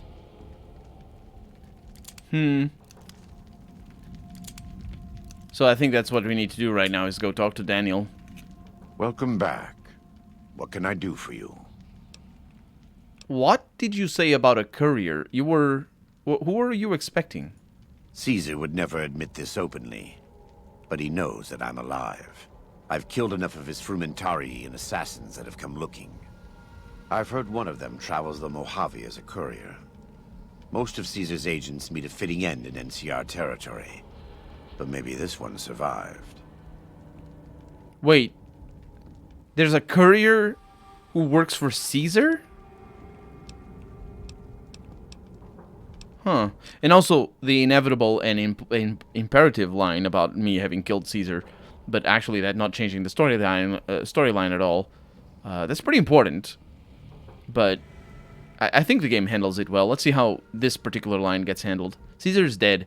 I saw a tweet personally. I thought you should know. By the way, he doesn't pronounce it Kaiser. He pronounces it Caesar.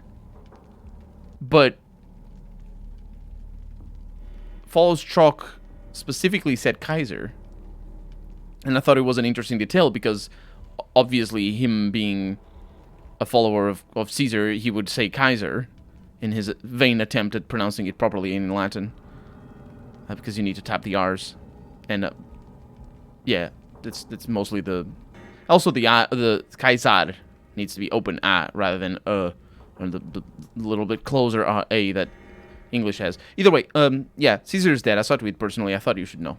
I have to admit, it's hard to believe that even after all he did to me, all he tried to do to find and erase me from this world, he went first. No doubt this will be good for the Mojave. I can only hope Arizona and the tribes don't suffer as the Legion falls apart around them. Oh, the tribes will. The tribes will suffer a lot, but they're also suffering right now, so, you know, it's kind of, that's how it goes. You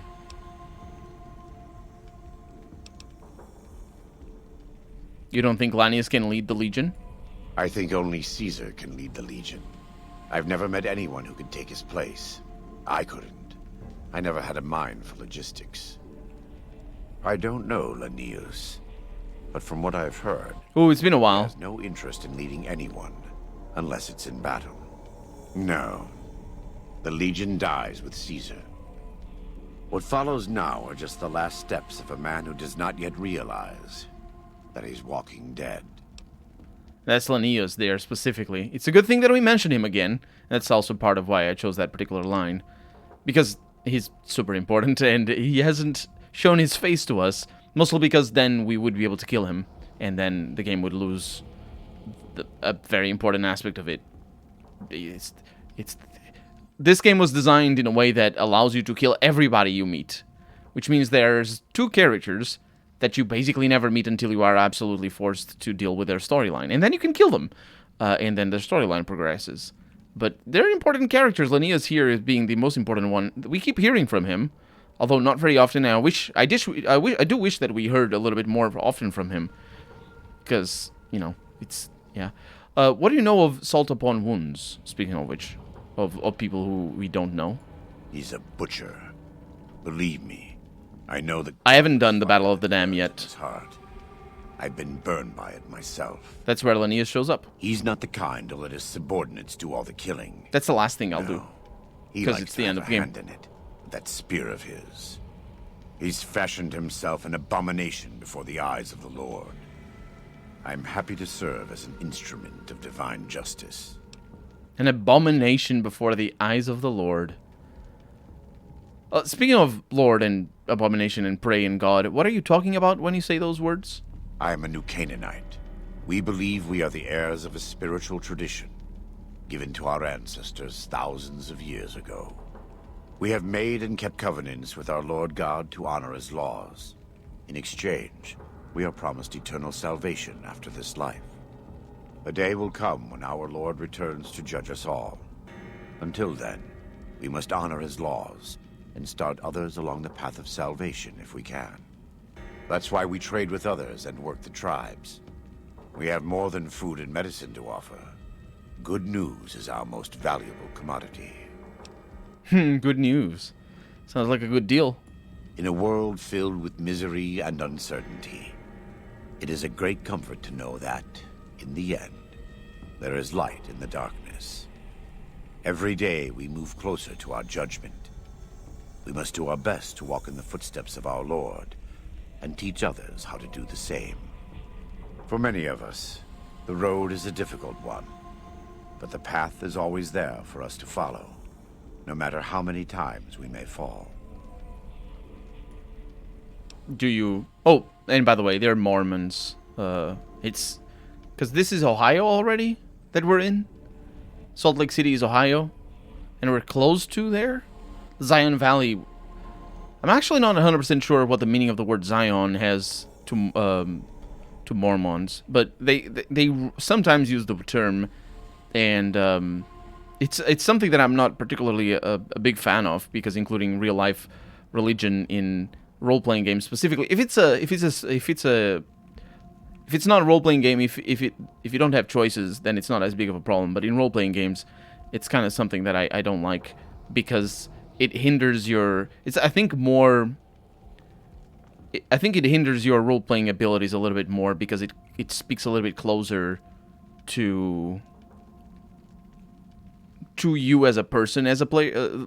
When you play these games, it's like making you choose between countries, real-life countries, or making you choose between. Or I was thinking of another example that was good for that, and I just lost it in my mind.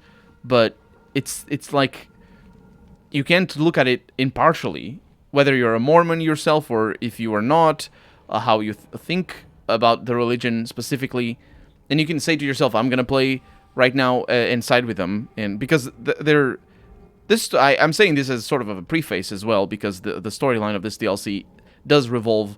The themes themselves do revolve a little bit around the religious themes of Mormonism. Is Mormonism the correct term? I don't know if it is. But the point is, in Fallout 1 and 2, even though I'm pretty sure they didn't include real-life religions, mostly in a way to to not anger the church in the U.S. specifically, because if they were just gonna put the church, they were gonna be like, oh, look at this. It's the Dungeons and Dragons all over again, where the kids are summoning demons in their basement. But so they included the Church of the Apocalypse, which is an incorrect way of using the word church, but because it's sci-fi and because it's fiction, it makes sense that the word would get even more deterred than it is already. It's incorrect because church means Christian. Temple, it would be the correct one, but I think it is the Church of the Apocalypse. Is it the Church of the Apocalypse? The Followers of the Apocalypse and the... Yeah, it's the Followers of the Apocalypse, and the other one is the Church of... There are two religions specifically in Fallout 1. In Fallout 2, there's a little bit less of that talk. But both of them are made up, are made up religions, and they work just as well as real life religions. And I think it's good that it's made up because it allows that level of distance, and it allows for you to not assume anything that the game isn't saying outright. The Children of the Apocalypse or the other ones that I don't remember, they are who they are in the game, and you know they don't come from anywhere else. And of course they use, I think they use church specifically. I think the word church exists in Fallout 1, which again means it's a Christian temple or a Christian congregation, but because it's the future and the world was gone to crap, and yeah, it makes sense that the word would get deterred, and apocalypse as well. Get appropriated, I suppose, by other people. Do you ever fall? Every day. Children of the Apocalypse. Harder than others. I don't remember the other ones, though. Do you run the show around here? I wouldn't say that. I am the acting war chief for the Dead Horses. They do a lot of that, don't they? Matters, but I only have the authority they give me. Daniel is the spiritual leader and main link of the new Canaanites to the Sorrows. He's up in the Narrows right now.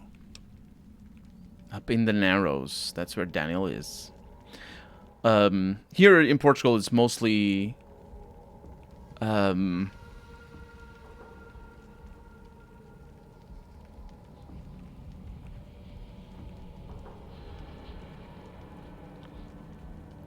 Jehovah's Witnesses.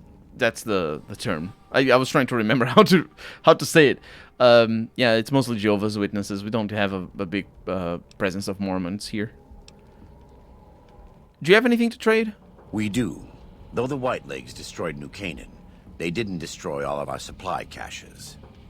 All forms of currency are recognized here. Caps, NCR dollars, even Legion coin. Take a look. You don't have a lot of money, though, so... Very upsetting. Very upsetting. Do we have anything interesting in here, though? We got some mods. Yep. Nothing great. Survivor hat with extra perception. I don't think I need that. I'm just going to sell it.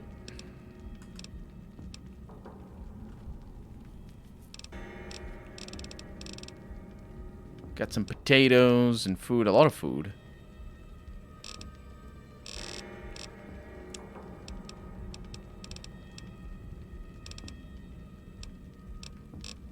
Yeah. Oh, there's the gecko hide. I'm still hoarding that. Oh, I picked up some ammo.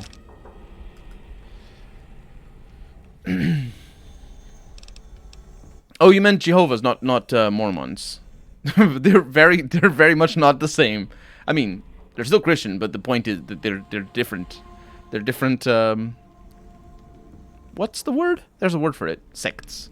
That's a word. It's not necessarily the word they usually like to go by, but it is technically correct. Thank you. I have some gear that needs repairs. Let me have a look. My tribe may take too much pride in its mechanical talents, but in truth, we are intrigued by the workings of a fine firearm. Yeah, but yeah, I was talking about my power armor, actually. No, it's all good. We could fix... Oh my god. Oh, I was gonna say, we only pay 25 to repair this? No, we pay 727. No, I'm not gonna... No, shut up. Can I ask you some personal questions? Right now, I'd like you to focus on helping Daniel. Maybe there will be time later. I understand. And my beard is getting stuck in my mouth. Okay then. Goodbye. God be with you.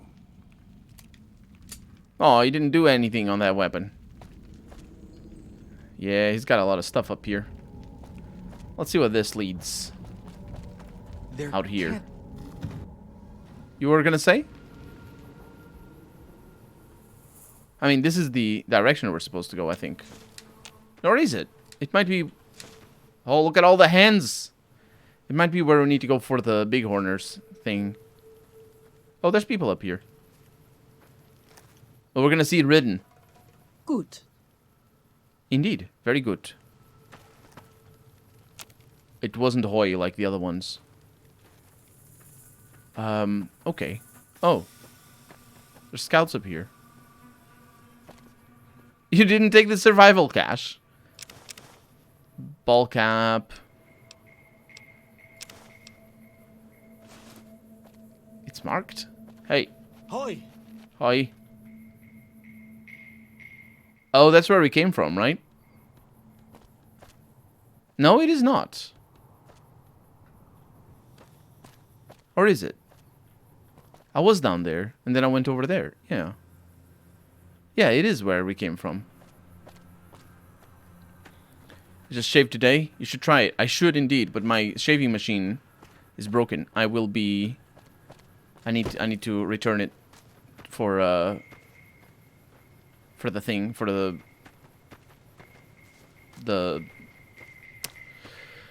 what is it called? When you can send it back so they can fix it. I need to do it.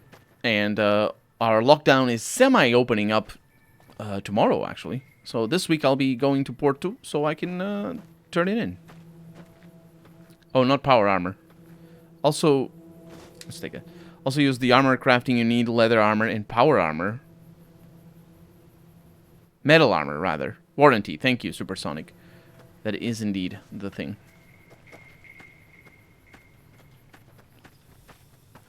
There really isn't anything up here.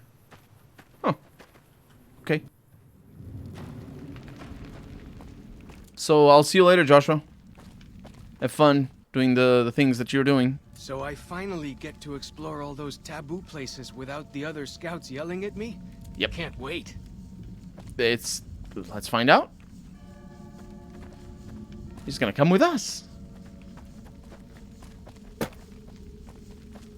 And nobody else talks to me, which is perfectly fine, I suppose. It's an interesting way... Oh, they're fighting.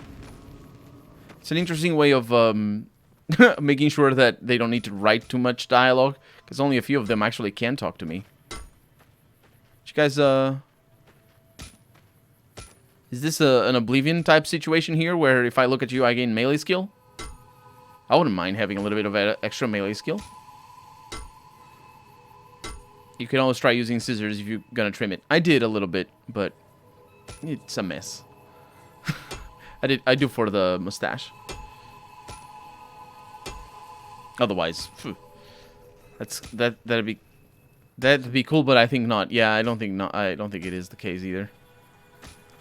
It's a little bit unbalancing, honestly, in a game that restricts your skills. In a game like this, restricts your skills to your level.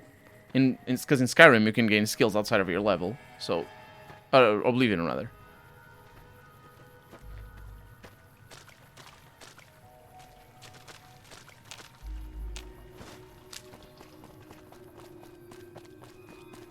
So what do we have up here? Is it the way to the... Find a way... yep, find a way up to the cliffs. The bighorners thing. Okay. So as long as we don't attack the bighorners, we're gonna be fine. Also, as long as they don't attack me. I hear some odd things about the civilized lands outside Zion. Is there really a giant thunder lizard people live inside?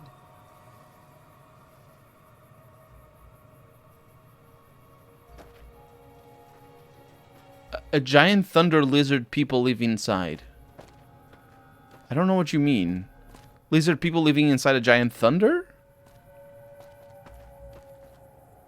Or is it people that live inside a giant thunder lizard? Is he referring to where Boone snipes from? Oh, we got a big corner. Like the shadow of a ghost. Yeah, we're gonna need to dodge that thing.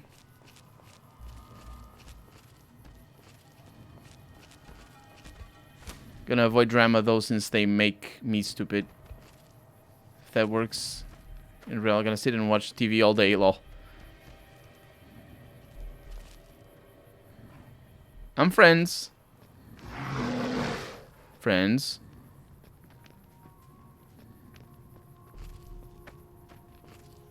Okay. This is going well.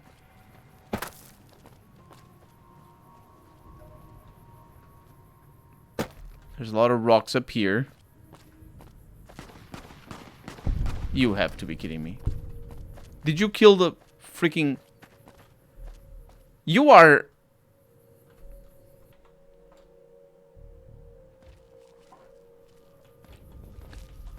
Come here. Come here. What can I tell you? Any idea where to start looking for these pre-war supplies Daniel needs? Best place to look for back when stuff is the taboo places. Sorrows and dead horses don't go in there. And even whitelegs don't like them much. What taboo places specifically? Lots of them around the valley. Places built by the folk from back when. You'll know them when you see them. Scouts mark them with handprints. The handprints are a warning to keep out. Angry ghosts live inside. Not that I believe in angry ghosts. They're just spooky old places. Right? Right. They're spooky indeed. Where should we start looking? Lots of back when places to choose from. But for the things we need, best to start with the really closed up places. 3 I know of. A building down by the river called a fishing lodge. The old ranger station in the northwest. And the general store right by it. Closer to home might be something you can salvage from the place where the little ones fell. Just west of the Eastern Virgin. And what's this place where the little ones fell? In the river, there's a twisted pile of metal and glass. All full of bones.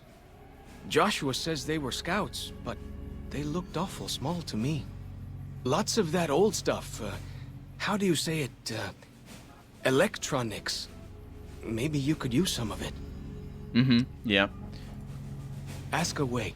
So, wait here. Sure. Okay. I'll wait behind. Not like I'm not used to that. Don't be smarmy with me, you jerk. Because you know full well what you did. You killed the big horner.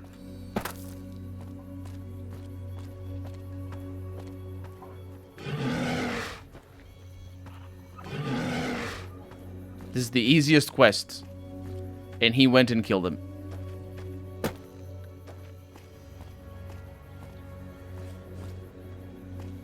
It's also particularly easy if you have that perk that allows the animals to be your friends. I think the big horners never attack if you do.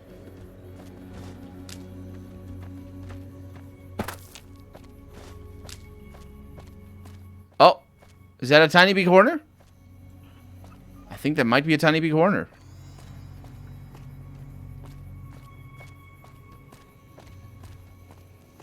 Hey. You're not the one, are you?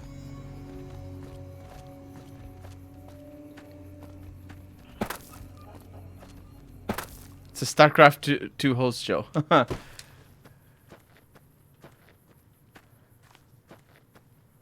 Where are we going?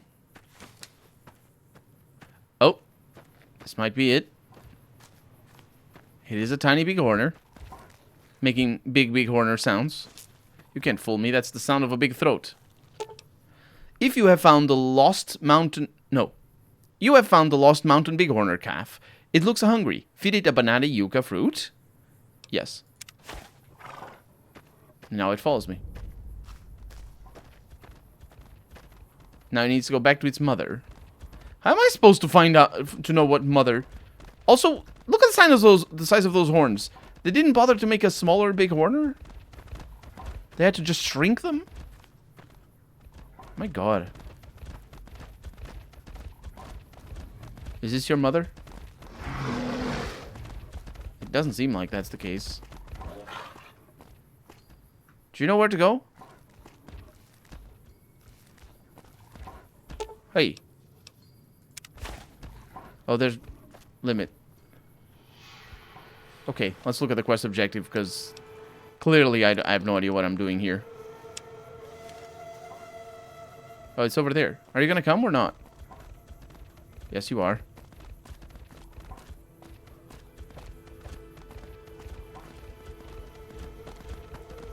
Let's go. Mm-hmm. They do stop. Huh. Cool.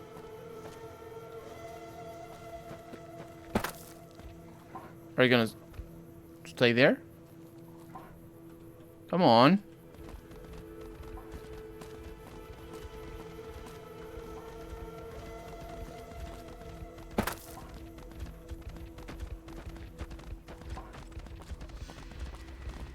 Come on. I don't know. I don't think this is your mother. Oh, it is. Wait a minute. False shock killed the mother. Return to calf. We did it. The mother now likes me. Which is very unlike animals. False shock, you worst person. You worst person. What can I tell you? Just follow me. Right behind you. What can I tell you? I returned the calf to its mother and didn't even kill any of the big horners. I hadn't done it before either. You did it. Whew. Glad to hear it. That'll be some happy mama, huh? Thank you. Really, it means a lot to me. I suppose. That's good. Talk to you later. Go with fortune, friend. And also with you. I don't know who this fortune is, but let's just explore this a little bit more. And also, I think he's gonna kill the big horners. Are you gonna get stuck over there? Why'd you have to do that, dude? Oh my God. Pathfinding in this game. No, you can kill them. Exactly. Exactly. You're absolutely right. That's gonna be what's gonna happen. So we don't need to go up there. But I do think that there might be some things up here. What is this? Nope, nothing.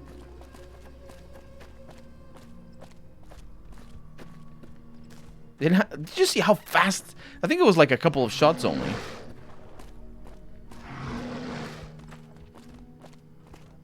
What do we have up here?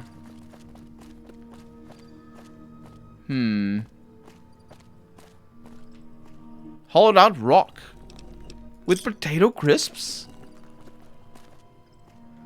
Dude, you don't even know, man. That was a rock with potato crisps inside.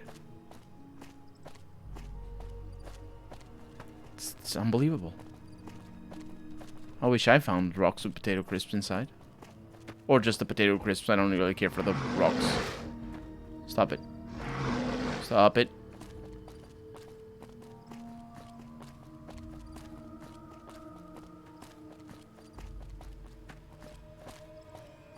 This place keeps going.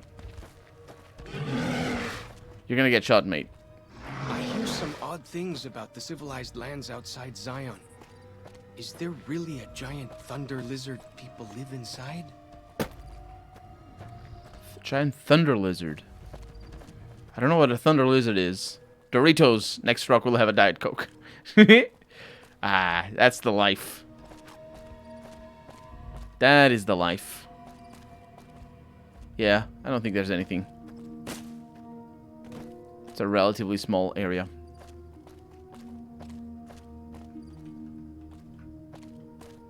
We could jump down there.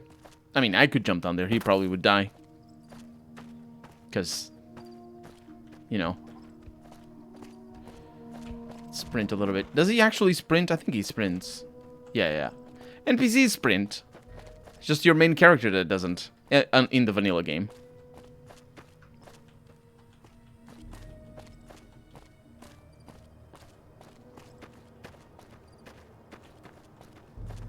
Is there a sprint button in Fallout 3? In Fallout 4? I think there is. Good question. What he could be referencing to as a big thunder lizard. I think he might be talking about the where Boone is in wherever that place is. I don't remember the name, but Novak? Yeah, he might be talking about Novak. But I don't know for sure. So night is falling. Wait. We didn't come from here. Where does that go? Also, search the ruins. Yes. But... oh, this keeps going. It's more of these caves. Is it? Oh! Why do you carry all those bottle caps? The jangle is real, man. Oh, don't step on that. Don't step on that. What are we doing here?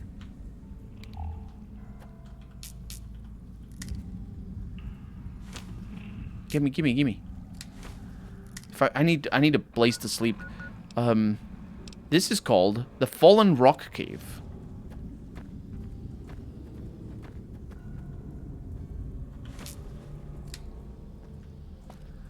And it had a trap at the beginning. There's no enemies. Oh! There are mines.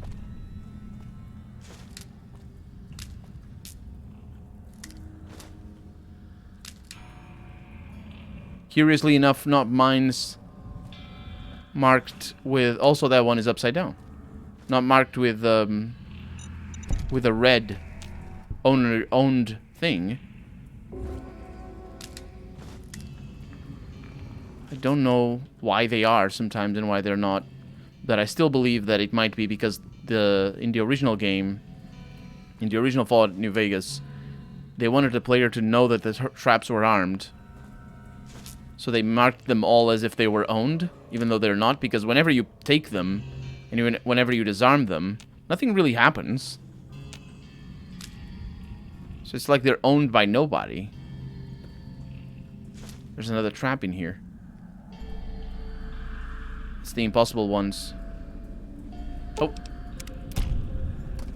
And there's a mine over there. But maybe then they forgot that they wanted the mines to be owned so that players would know. There's plastic skeletons in here. A recharger pistol. That's a... Bet they don't have anything as nasty as Yao Guai out where you come from, huh? No, they do. It's death claws. It's a rigged shotgun in here. A recharger pistol is a energy weapon.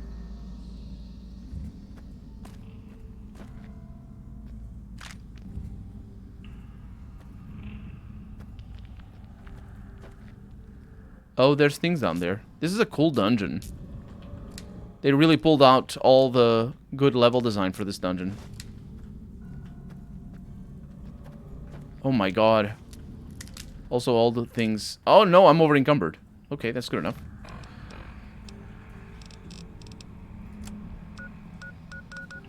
Because my radiation is 100.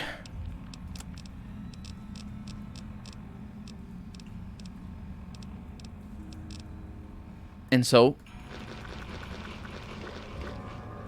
I think that's good. Sorry, didn't see that one. Yeah, there's a couple of shotguns in here. Brock flower, Nevada fruits up here. We probably shouldn't have that because we're not in Nevada anymore. And a cave is Nevada native. I don't think that it's planted anywhere else. Oh, I shouldn't be taking these anymore. We have a place to sleep! No, we do not. We also have... Oh, it's just the ammo that we're getting out of that. What do you have? C4 plastic? A detonator? That we definitely are not going to need. Bobby pins.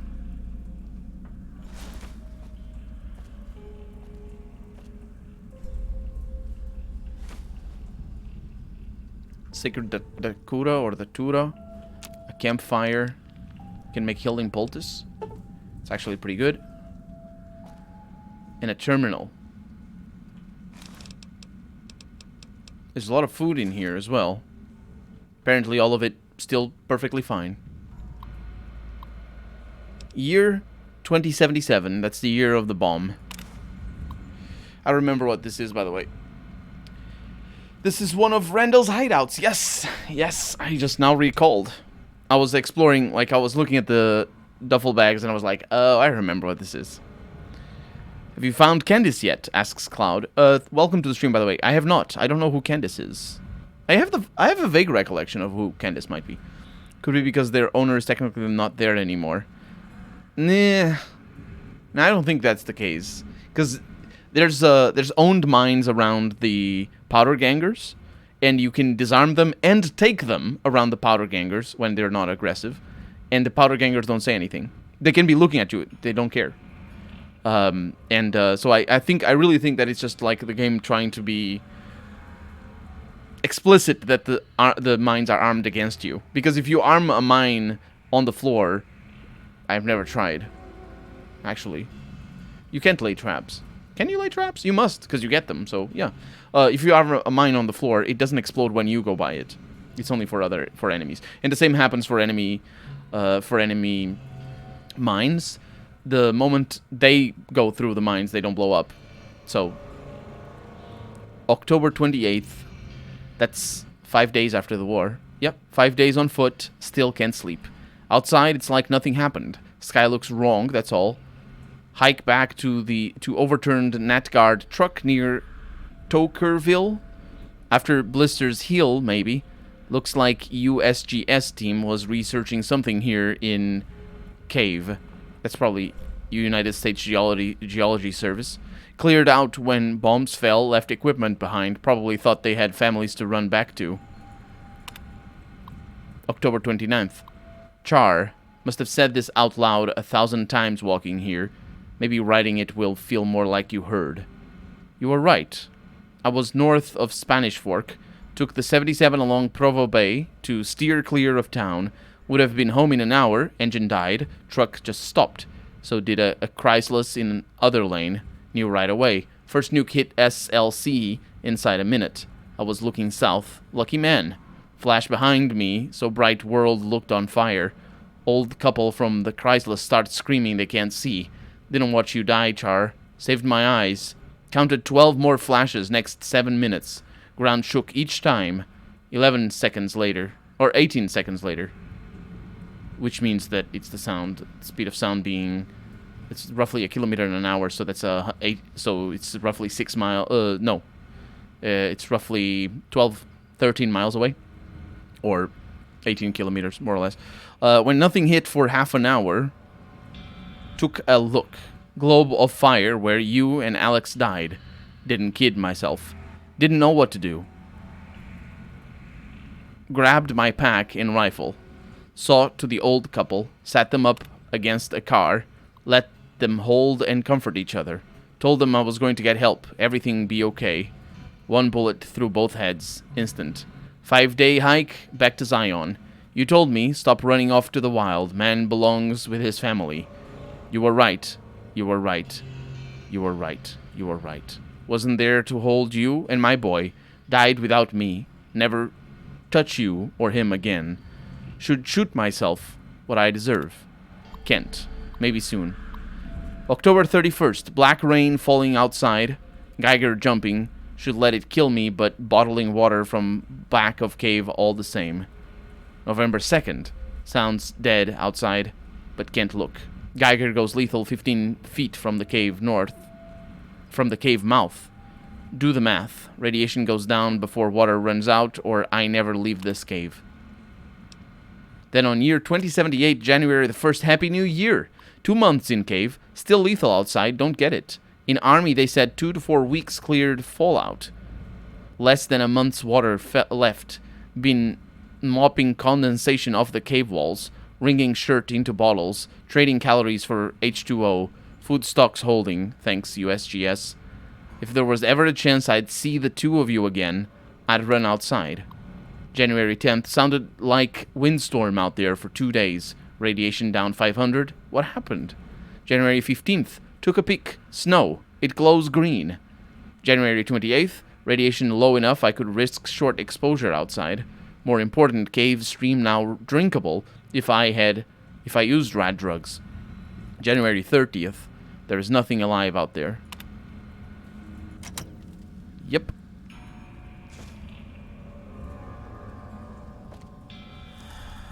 The way Fallout 1 describes...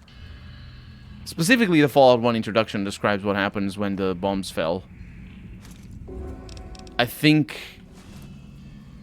paints a much direr picture than what you play as in the games. And this is sort of a little bit... Carry all those bottle caps anyway. Shut up. They jangle like crazy.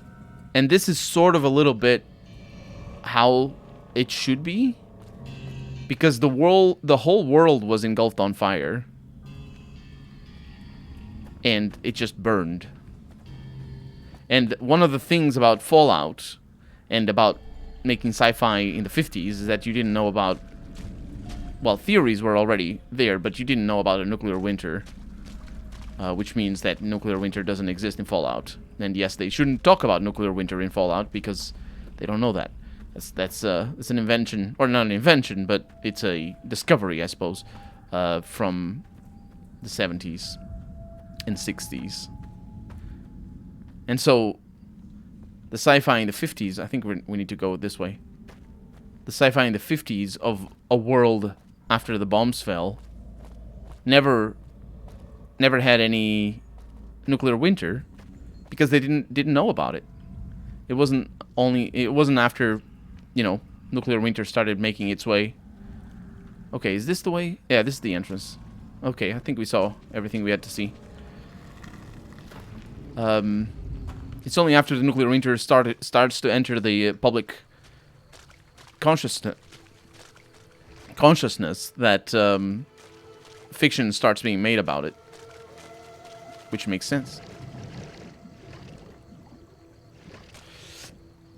Mercy killing them to suffer less. Yeah, because they... I don't know. I don't know if they would die or not.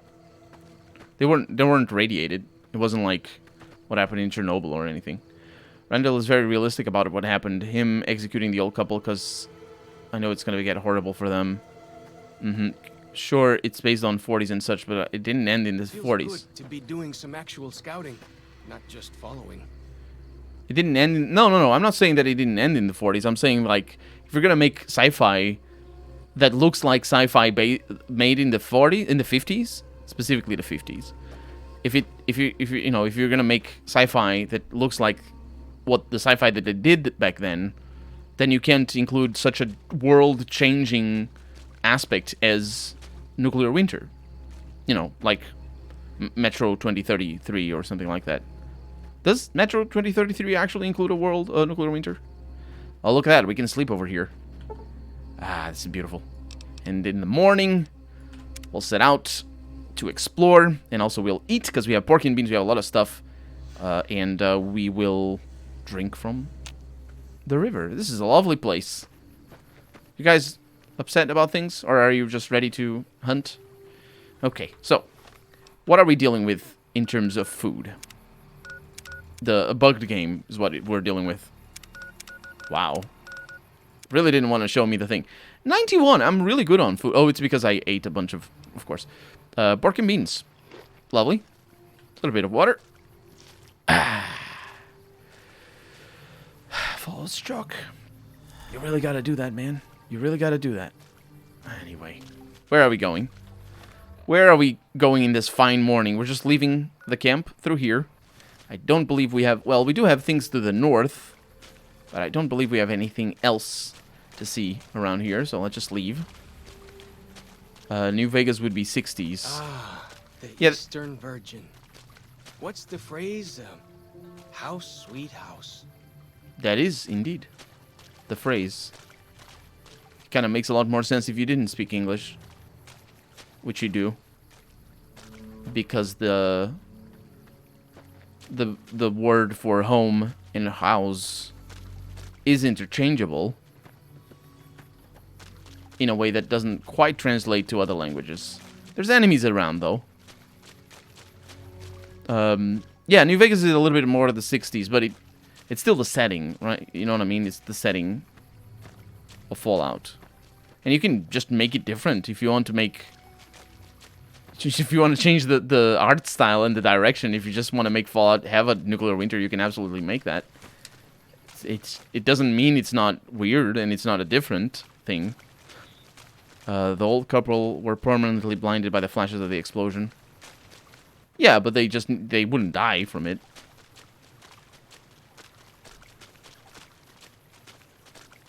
Oh, we're gonna see the thing. Oh, also, we didn't go into the cave, did we? So that's Joshua Graham's face. Right there. I mean, bandages, I suppose. There was a cave around here that we didn't visit. Oh, it must have been the Fallen Rock Cave.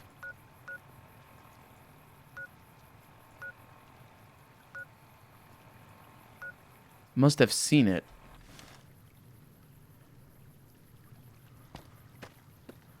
Let's go back this way.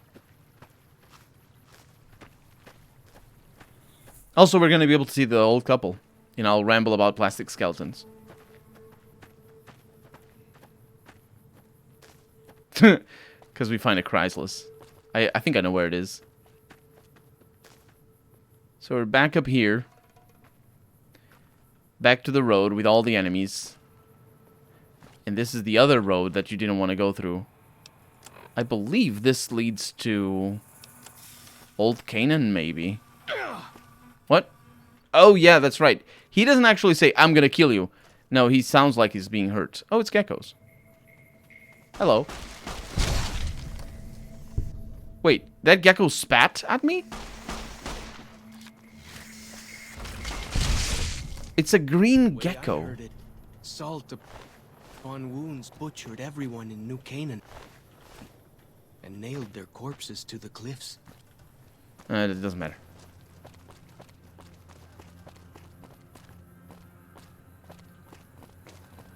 Let's see if he says where this goes, because I think he says where this goes. Oh, it's blocked. Or it looks to be blocked anyway. But then again, passages in Fallout, right? All you need to do is a little click there to travel. Are you doing alright? Oh, there's a suitcase here. Lots of stuff inside. Hunting revolver. You know what? I'm gonna leave all my many pounds of cave fungus. 58 of it. Over here. Treasure. Anti-rad, man. Anti-rad. Yeah, I don't know what this leads to. I think they mention where that leads to. And I thought it was to New Canaan, but I might be wrong.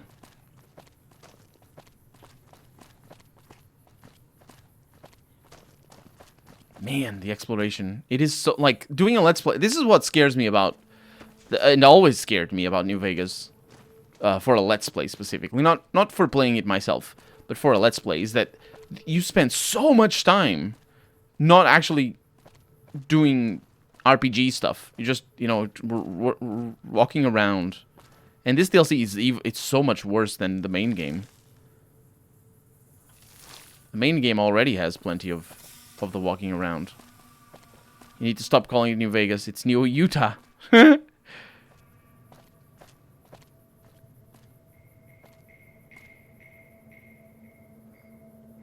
truck stopped.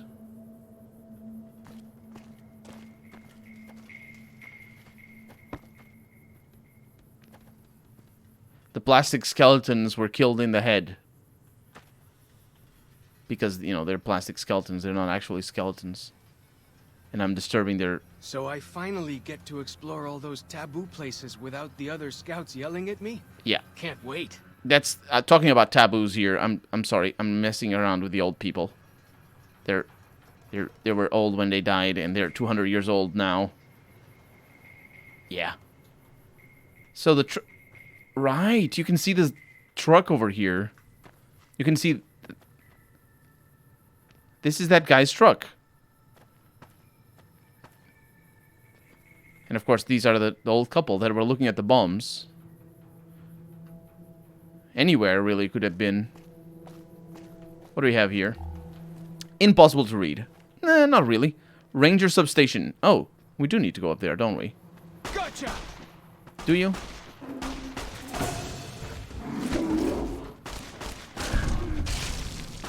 Fighting time! No, we're fighting Yao Wai. Yao Guai or something. That's what we're fighting. Easy enough.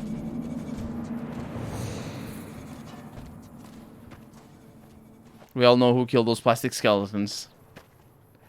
I don't think it's... I don't think that's... I think I think it's cool that it has the details. But it shouldn't be that. I'm still looking. You're still stuck in a rock, my dude. You just don't know it yet. What is he doing? He's stuck in a wall. I wish it wasn't like that. I wish it wasn't the plastics. You didn't find the plastic skeletons. You don't need to do that because it's so comic. It's like not comic. What's the word? It's so cartoonish. Did you dig into the earth? Bet they don't have anything as nasty as Yao. No, you're all bugged as hell. Oh, why? Out where you come from, huh? Where's the other one? Jesus Christ. He's literally inside the rock. There's no easy quest marker. No, there's a crashed bus. Ah, well, let him be there. I'll figure it out. Just look at, like, seriously, in terms of details, look at Prey.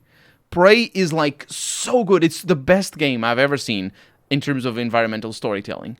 It's just unbelievable. It's unbelievable how they actually made that game like that. It's like they had all the right ideas. He's still shooting them from inside the rock. They had all the right ideas. But then that's only if you pay attention. If you skim the logbooks, you don't bother reading them properly. Then those two skeletons are just some stuff laying around. Yeah, but you don't. It doesn't need to be skeletons. It could be just the cars, or it could be, like maybe you find. You know, there's so much. I'm not good enough to. That's why it's kind of frustrating. Really, it's, like, I can't come up with the examples myself, but when I play Prey, I see all the environmental storytelling, and they tell they don't have plastic skeletons in Prey. They don't have skeletons at all in Prey, and it's just like it's lovely. It's lovely. I can't. And it's really obvious going back and because when I'm playing it, I don't notice all the details and I can't appreciate it the same way that I do when I'm watching it again because I edit everything into videos, and it's just like. There's so many better ways of telling a story. Bugged to use cheat console. Kernel is bugged. No, the game is bugged. It bugged out, and he died underneath the mountain. I have no idea how he fell, but he did. You saw him, right? He was like halfway buried. I have no idea why. I wonder if I'm gonna be able to give him armor. It's raining now. Let's just keep going. Example, I didn't even remember that you can find them. It's more about the written records. Yeah. I knew that you could find them. I didn't know exactly where they were, actually. I thought they weren't there. And that's why I looked at them. This place is really taboo. They put many hens Many hands means more taboo. Oh, there's more Yaguai. Oi! What's up? Looking. Don't worry. Do I not worry? I worry a lot. Did you? Okay. I worry a lot. I worry, like, a lot. Gotcha! A leaf blower. Zion National Park. And empty crates.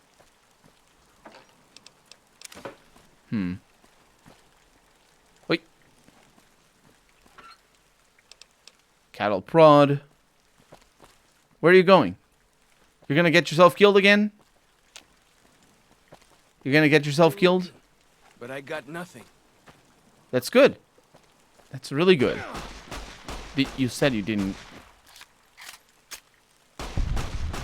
Good job. To be doing some actual scouting, not just following. I mean, you are following me. What do we have in here?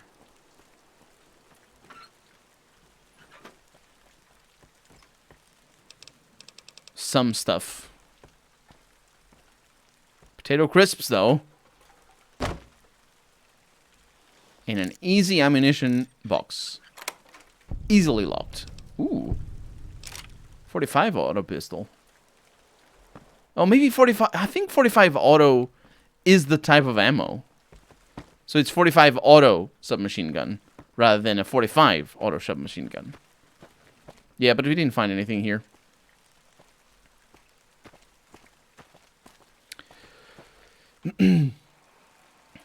Imagine having to give all those skeleton parts shared inventory because a certain YouTube hates plastics. I don't need... It's not like that, though. Actually, what are we looking for? For a compass. Yeah, we're not... We actually shouldn't be here. It's the ranger... This is a different ranger substation. Okay, yeah. I don't mean it like that, really. I just think that...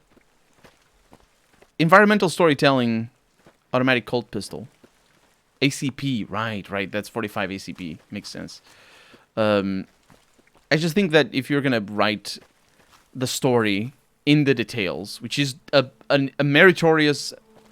I think that's the word. A meritorious goal. Very, very important. Very lovely. Amazing. I love it.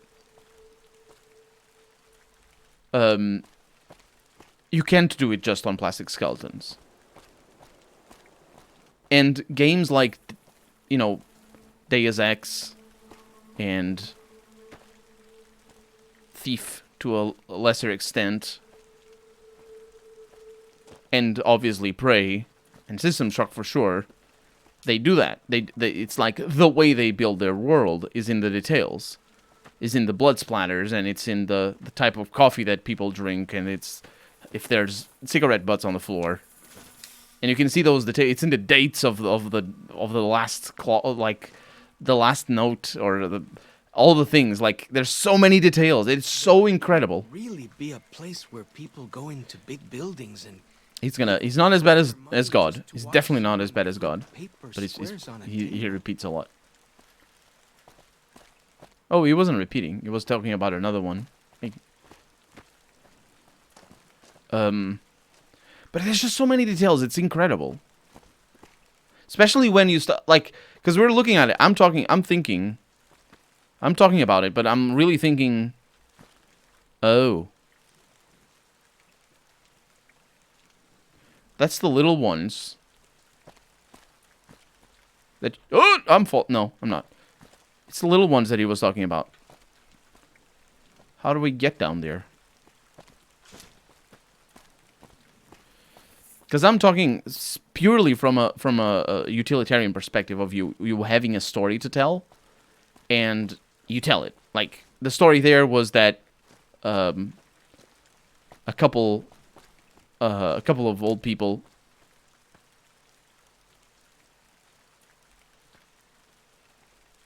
Who the heck is that? Yeah, Dad. Who are you? What are you doing? Oh. Oh, hi. This explains it. Okay, I didn't kill anybody else. Yet.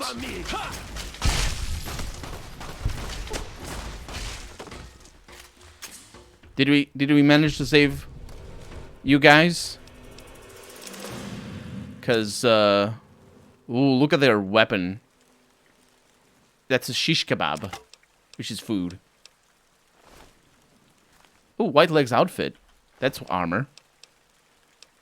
Huh. Yeah, you guys really need to. Oh my god, I hit them so hard, cause I mean, you know,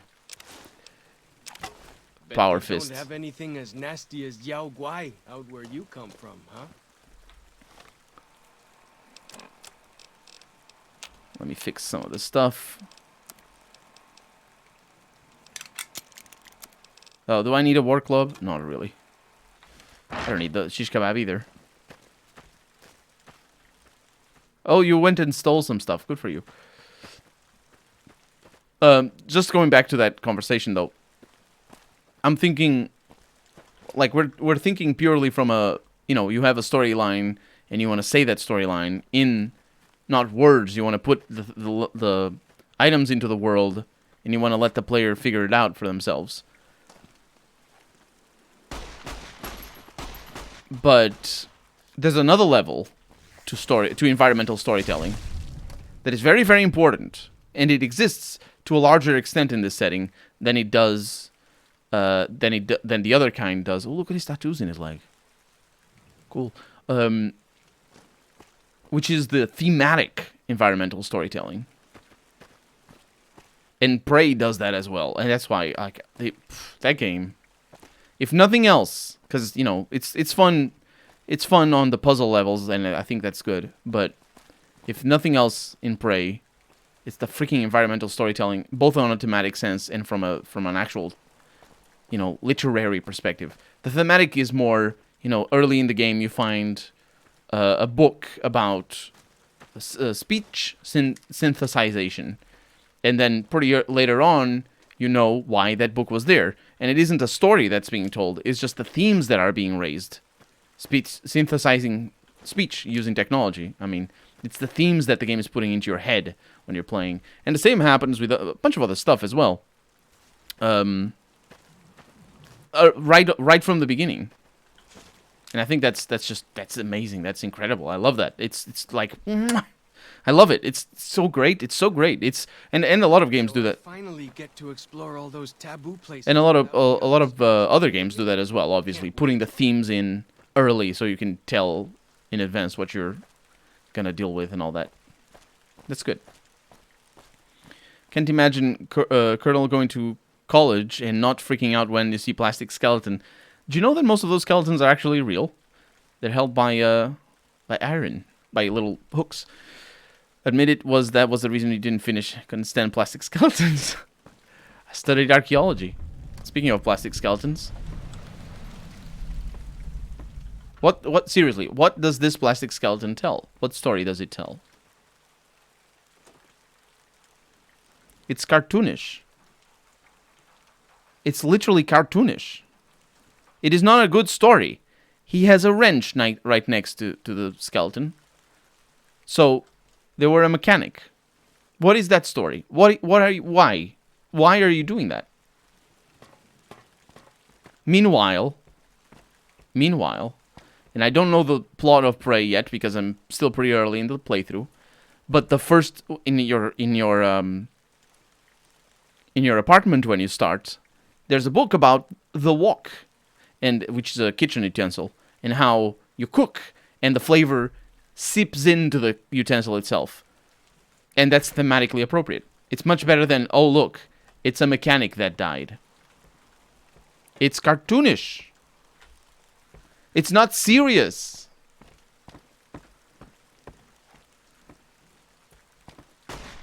Gotcha. Did you? Well, that's that then. Huh.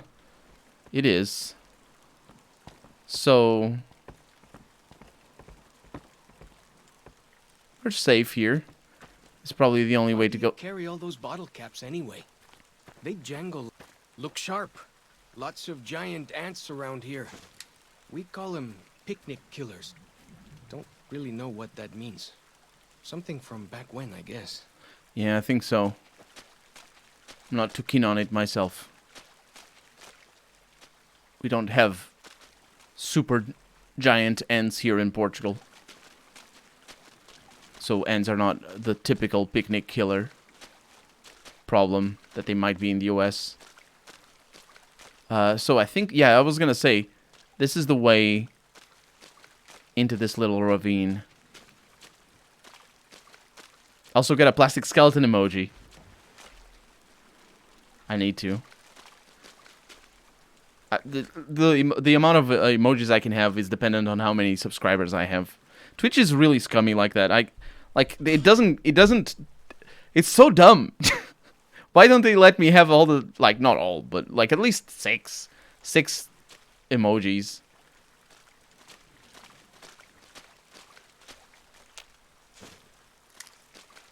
I think I see an ant. See this? This is why your own 2 feet are better than any cart. Whether it's pulled by critters or goes on its own. Yeah, but you also fall on the 2 feet? Did you have you never fell? Gotcha! Good job.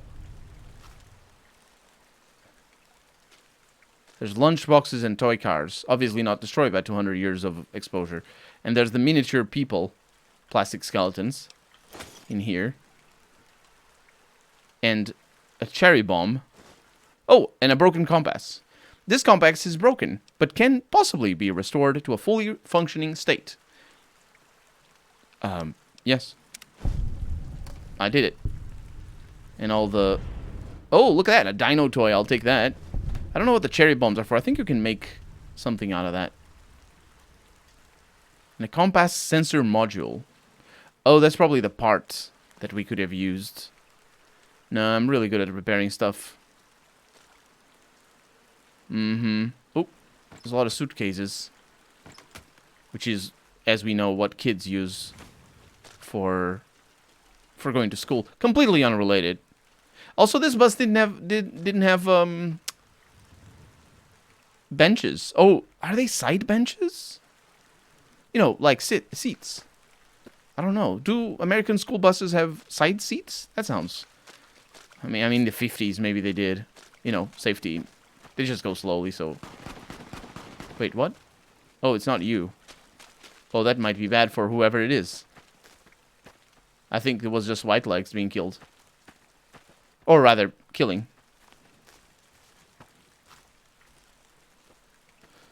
Suspension only work at a certain point.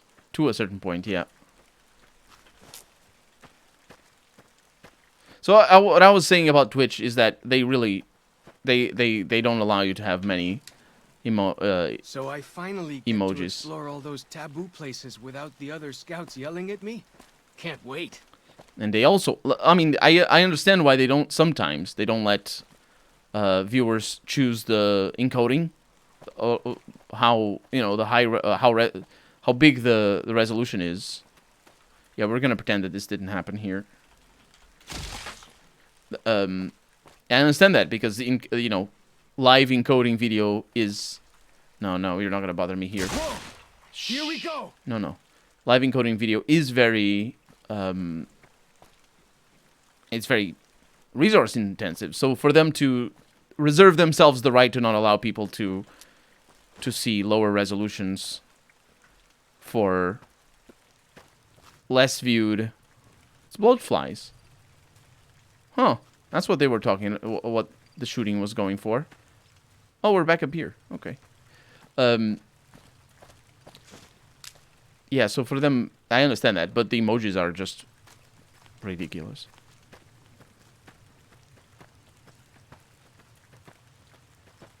What is that down there? Oh, it's the cave above. Yeah, I've been there. Okay, where else do I need to go?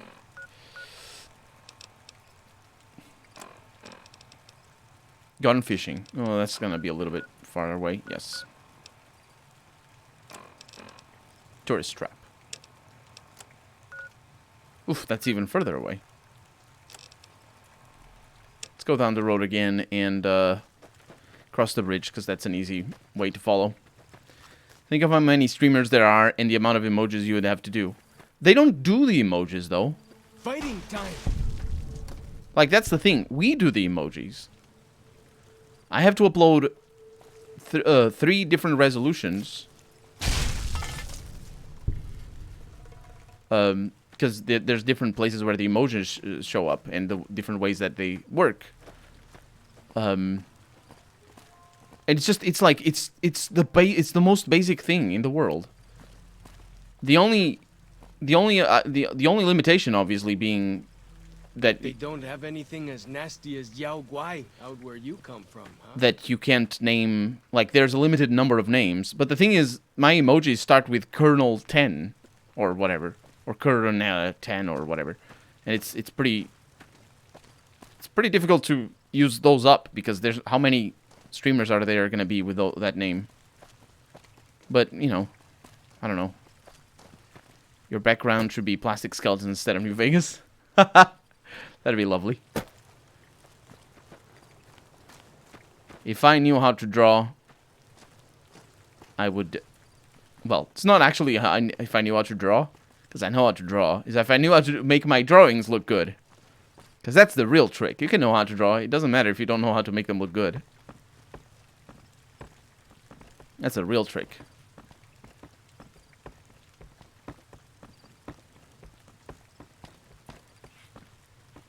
Is that a tiny... What is that down there?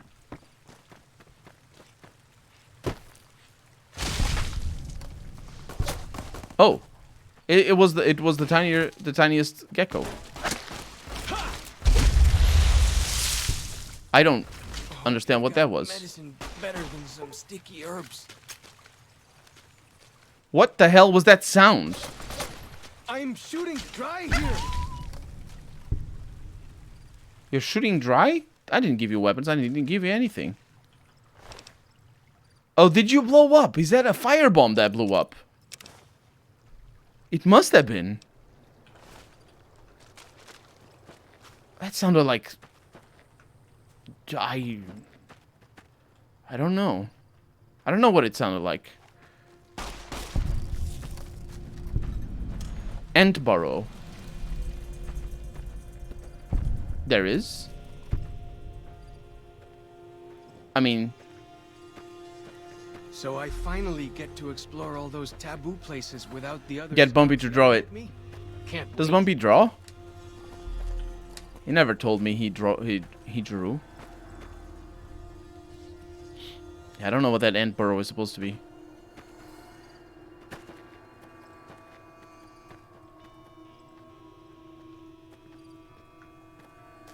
Must have been nice. When Zion was friendly enough, folks could make camp wherever they pleased, and not worry about whitelegs and deadly critters. Well, some folks had to worry about white legs. Well, we could spend the night. I wouldn't mind that. Let's go ahead and do that. Hey, Davey, welcome to the stream. How's it going? I was gonna say, hey, Davey, but Hey Davey sounds... That's a fun name. So, it's still nighttime, which is lovely because that's when you want to... Oh, man, that is not lovely.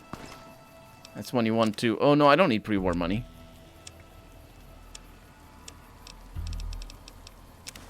That's when you want to... Oh, they're killing the other folks. Why don't you start the expedition? Wait. I gained experience from that?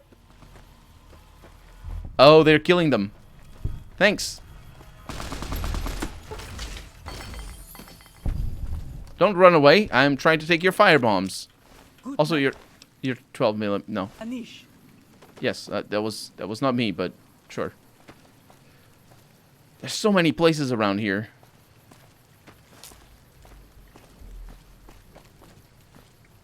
Make him an ultimatum.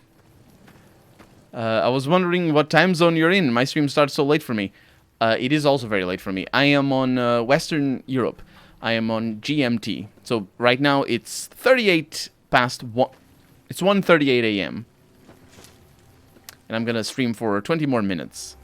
But they are late. There's reasons why I stream late. It's mostly due to the fact that I'm a YouTuber first. That's mostly the reason. These people had to be so freaked out by you wearing power armor. They mentioned nothing. They never mentioned anything. Oh, it's a camping location, as we knew, because we have eyes. Should be a Twitcher first. It might come to that. It might come to that, but There can't really be a place where people go into big buildings and give away all their money just to watch someone flip paper squares on a table. are they paper squares? Oh, it's the cards that he's referring to, not the chips, because the chips aren't either paper or squares.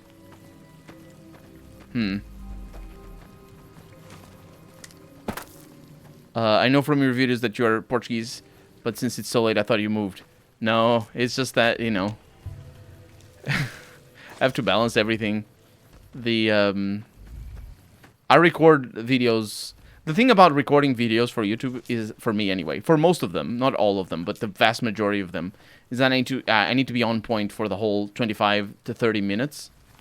And so it's relatively mentally intensive when I record a video for YouTube, because I need to be on point. And so, oh, I'm sorry. Oh, welcome back. You just stole my stuff. What the? Oh, anti-material, right? Well, actually, yeah, you can keep the rest.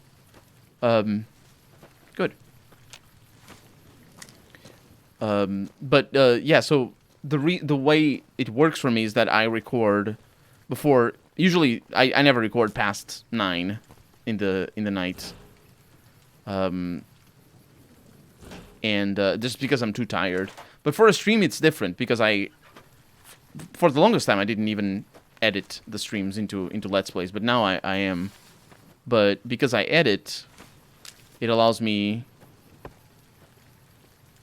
Okay, it allows me to. I don't need to be on all the time, basically. I can just relax and take. The pacing is different, and so streaming is different. It's kind of a funny thing.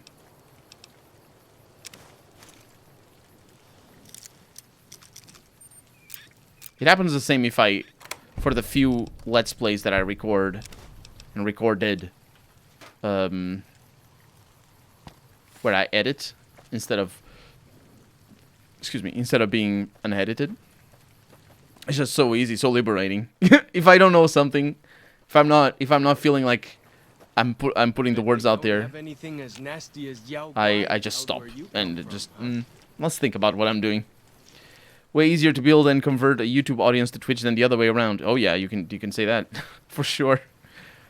I still think that the only reason I have anybody showing up on Twitch is because, I mean, although New Vegas does get a little bit more popular on Twitch than it does than other games, but the only reason why I have people showing up on Twitch is because of YouTube. Basically, he's using us for tips for better gameplay. I can't deny. I can't deny that. This guy, look at that. That's a leg. It's a white leg. Oh, from a white leg. Okay, so there's a dog over there. No, dog is friendly. Okay. So I want to go south to Sky's Cave. But there's more stuff. It's weird. Exploring this is just weird. So this cave, you saw it from up there, huh? No. Where was it from? The Two Skies Cave. Let's go.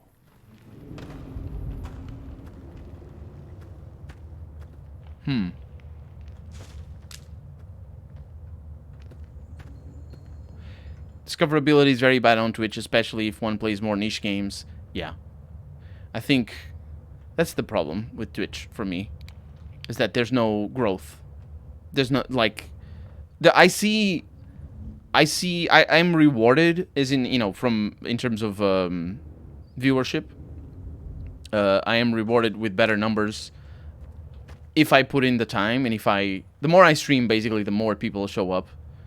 I noticed that, but it's like,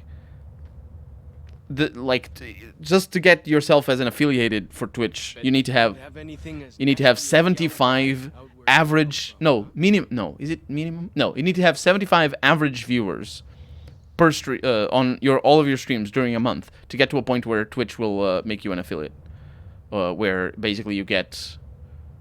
There's some perks, but the most important perk is that you can receive money for the ad revenue, and yeah, I can't. It's dumb. And you'll always be able. People will always be able to choose lower resolutions to watch your streams at. So if you were watching on a mobile connection or something like that, it's better.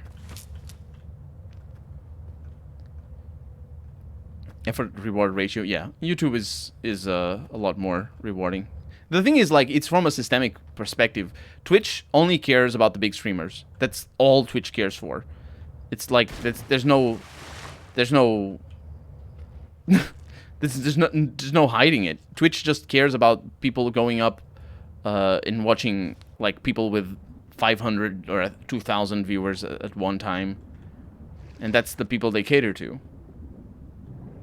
And if they could have only enormous streamers and no small streamers, then it would be amazing for them. It would be great, because you have the same amount of viewership, because the people are all watching the big streamers, and you would have a lot less computational requirements on the back end for Twitch, because you're not, you know, receiving a lot of data and encoding it all at the same time, because it's a tremendous strain on their computers, on their servers and all that. It's a really, really complicated thing for them to do. Where YouTube, you want the small videos as well, because YouTube is a broader. I don't know where he is. YouTube is a broader platform, and so having the smaller videos is also very good to allow for people to continue watching YouTube over, like, for days on end. If you have a very limited selection of videos, then people just sort of tune out, or can tune out. You're still in an affiliate. I've never been an affiliate. You need to have 75 concurrent viewers. I've never reached that even as a maximum. I got 73 or something once as a maximum. I was playing New Vegas, but never as a. It needs to be on average. I do one stream per year, and it's a random day. Last that I streamed was Sekiro stream, says Azor. Yeah, there's a lot of people as well doing that.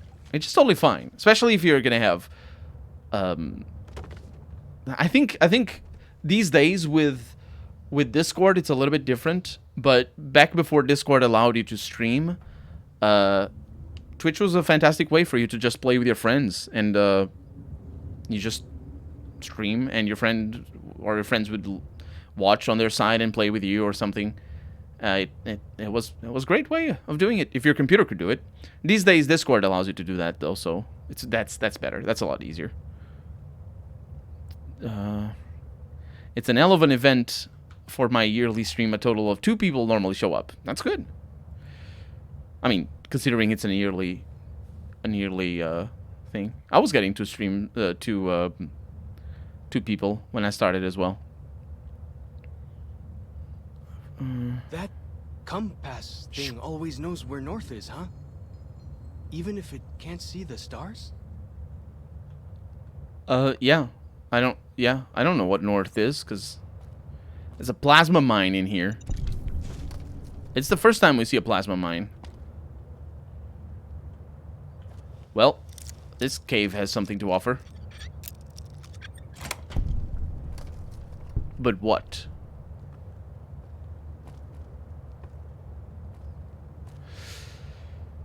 Oh, it's partner, not affiliate. Right. So I'm affiliate, not a partner. but your consistency is good. Consistency is good. For example, I know the days and times.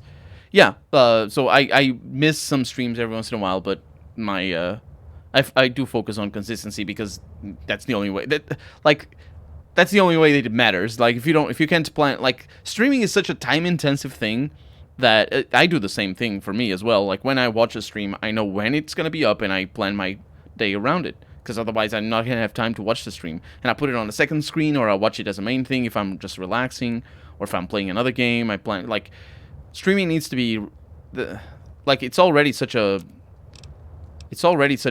tremendous difference from video on demand, like on YouTube, that if you don't make it a regular thing, it's just, it just pisses people off. Nobody's going to want to tune in if they don't know when you're gonna go live, right?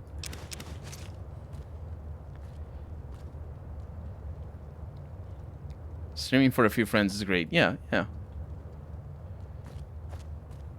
And who knows? Maybe you grow. Especially, like, the thing is, if you have ideas to make a better stream and all that, I think I get that it's probably very demotivating. Demotivating? Is that the unmotivating? Yeah, demotivating might be the word. Somebody lived here with multiple people, and there's a computer. Okay. Well, I guess we might know who it is.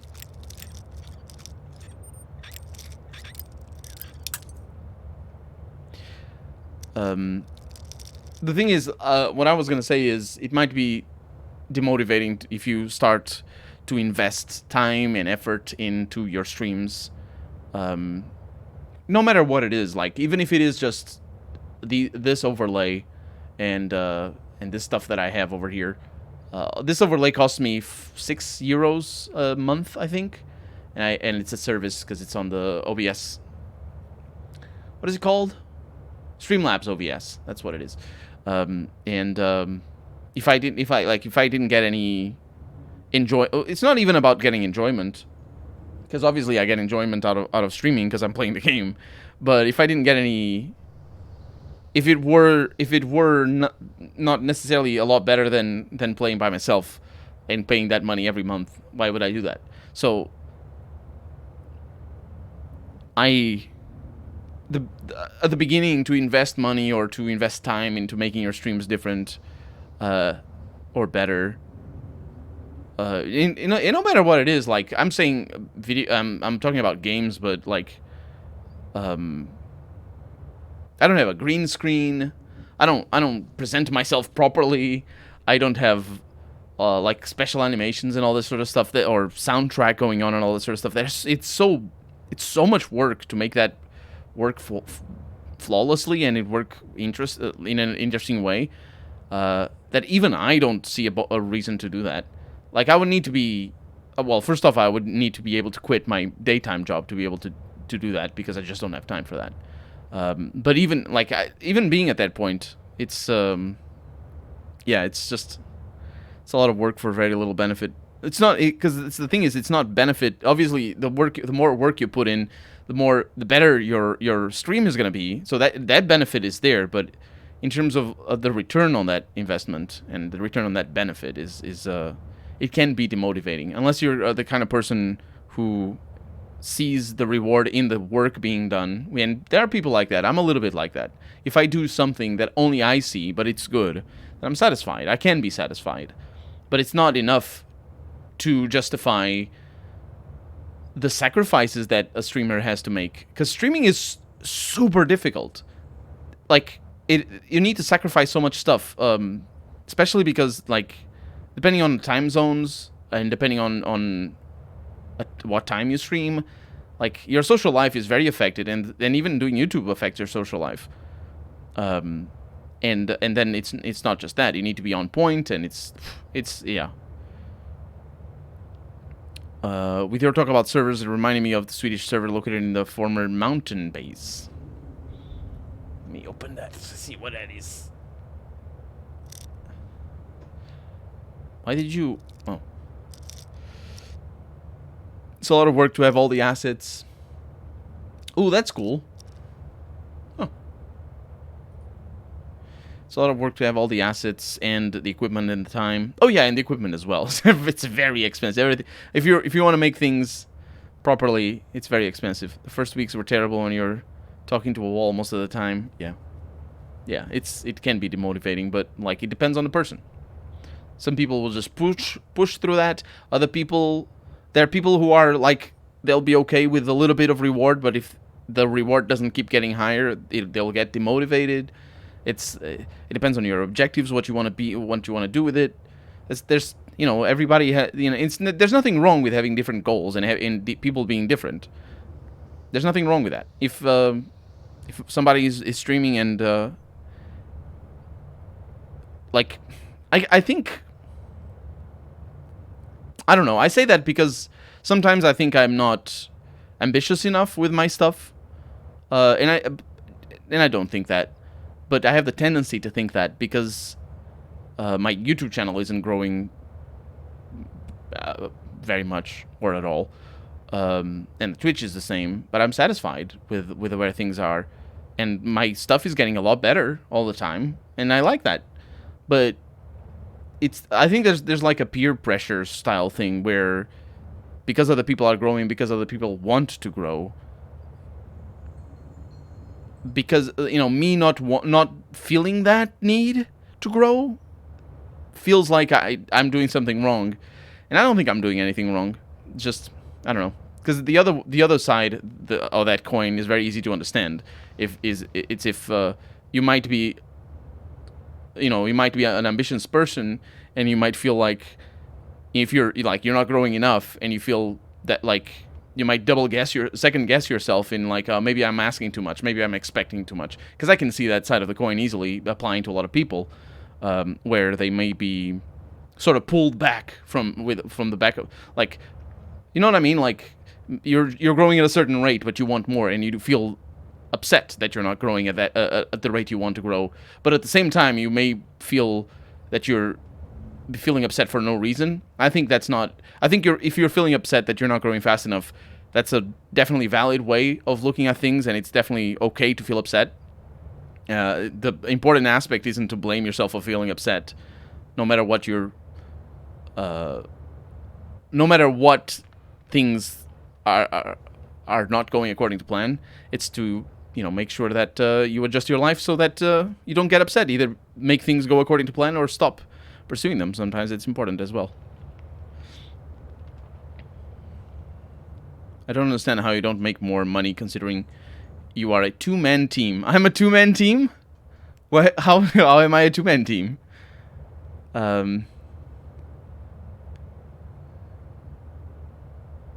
Maybe stop focusing on growth and just try to improve. Yeah, that's what I'm doing. I'm not focusing on growth. I've never focused on growth. That's just not my kind of thing. It's the thing is, like, the problem is that being good doesn't mean that you're gonna be great, like big. Growth isn't related to being good. At least not being good in what you do. Like, you're never gonna be able to explode playing games that nobody wants to watch. And that, you know, that means a lot of the games that I play. So the being good is, you need to ask the question, weren't you two people at your job? Oh, no, I was talking about YouTube, Jung. Yes, we are two people at my job, yes. No, I was talking specifically about YouTube. About me, not my YouTube channel not growing. But it's not shrinking either. I'm really happy that it's not shrinking. Streaming and daytime job, you're still playing in a band. Not these days. It's just me and the drummer now. Yeah.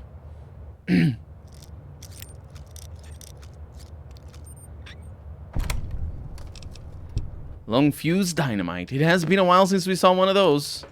Oh, and a plasma mine. Yeah, we have seen some of those as well. Year 2083. May 5th. The comeback goes on. Add prickly pear to list of survivors with honey mesquite and banana yucca. Odd nodules, mutations, but safe to eat. Harvesting a hose so careful, never take more than a fifth. Mouth waters every time I'm about to eat something that isn't from a can. May 7th. Clouds of those stinging flies near fallen tree I call the napper, capital T, capital N. Little flashes in the cloud, something dragonfly-sized that zaps them mid-air and then scoops them up. Something new. May 19th. Bighorn sheep, a family. Ram, ewe, and little one. Fucking goddammit. Capital F, capital G. May 20th. The sheep were different, brawny. Ewe had curved horns just like the ram.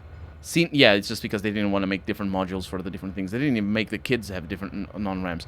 Seen some tiny lizards, but this is first time seen animals that big.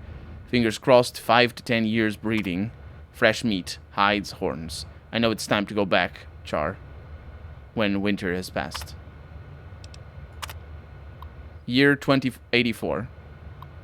Who sings? The drummer. But we just fool around most of the time, so. June 14th. Just got back. Tired. Good scrounging along the way. Ended up dragging back a cart of stuff. Right tomorrow. Sleep. June 15th. Departed April 10th. Walk the SLC took 15 days. Walk to SLC took 15 days. Would have been 7 to 9 back in the old days, but had to circle pockets of radiation and foraged along the way. Don't know what I was thinking. Imagined I'd find my house, dig through rubble, find something. Your bones, I hoped. You did. In the world of plastic bones, you didn't find their bones. Char's bones, I assume. And little nuts. Would have buried them. Here in Zion, maybe. SLC is mostly craters. Warped steel girders where high-rises sat. Mounds of bricks. Never found our house. Didn't even find the street. What wasn't a crater was scorched clean. Want to believe it was fast, a flash, both of you vaporized. Lies to make me feel better.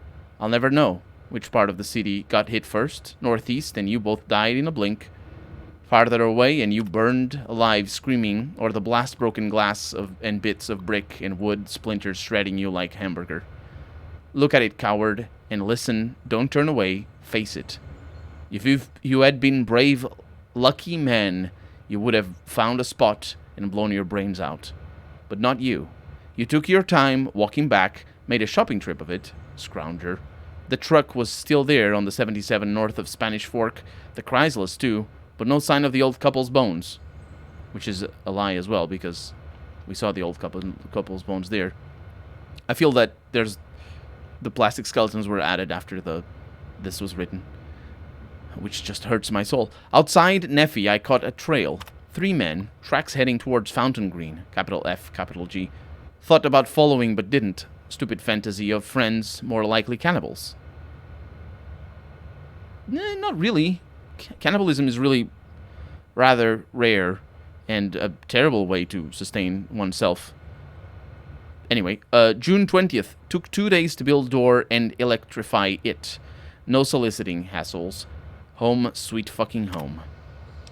Year 2095. September 20th. I count 28 of them. 11 adult males, 8 females, 9 children aged 2 to 10. Some rifles and pistols in bad repair. Old world clothes. Ratty. September 22. September 22nd. Got close enough last night to hear them talk. Spanish, I think? From Mexico? Heard them say paradiso a bunch. Think that means paradise. Here to stay then. Seems harmless. Seem harmless. October 5th. The one I call Maria is pregnant. Think the father is Jose, but she spends a lot of time with Pablo too. October 7th. Pedro ran out to pee in the stream and would have seen me if he looked to his left. Too close. Need to give them space. November 10th. Jose broke his leg chasing a bighorn. Too far from camp for them to hear. Told myself to leave it be, but couldn't. 300 yards from their camp, did my best Jose screaming imitation until a bunch of them came looking. Then strung them along to the crest where they could hear the real Jose. Probably useless. Compound fracture broke the skin. November 11th. Infection. So many goddamn words nearly the same. think I'd be fluent, but anyway, Jose's leg has got it, so he's going to die. Nature for you. Of course, they're giving prayer a try. November 12th. Left bottle of antibiotics on a rock outside their camp last night. They thanked God, Dios. That's not written in Spanish, though, of course. As though that asshole saw fit to burn the world, but still cared enough to leave some medicine on a rock. November 15th. Jose will always limp, but otherwise he'll be okay. Good deed for the month. Will they make it through the winter? That jumped from 78 to 83. So I finally get to explore all those taboo places without the other scouts yelling at me? Can't wait. I wonder if we're missing what happened in between. But then again, this jumped so much that maybe we didn't miss what happened in between. Reloading bench footlocker. Yes, technically that is indeed what that is. Anyway, oh, that's that door electrified. So I got in from the back. The generator still purring along. This generator powers the electric charge in its connection. I'm gonna smash it. Because that's what you do with old world tech. Also, the fuel never runs out, as we well know. It's that and the plastic skeletons. Maybe if you were nicer to plastic skeletons, you would skyrocket in views. I have a video about plastic skeletons, Jung. I made a video about it. Nobody liked that video. Actually, that's not true. 39 people liked that video. Oh, there's another computer over here.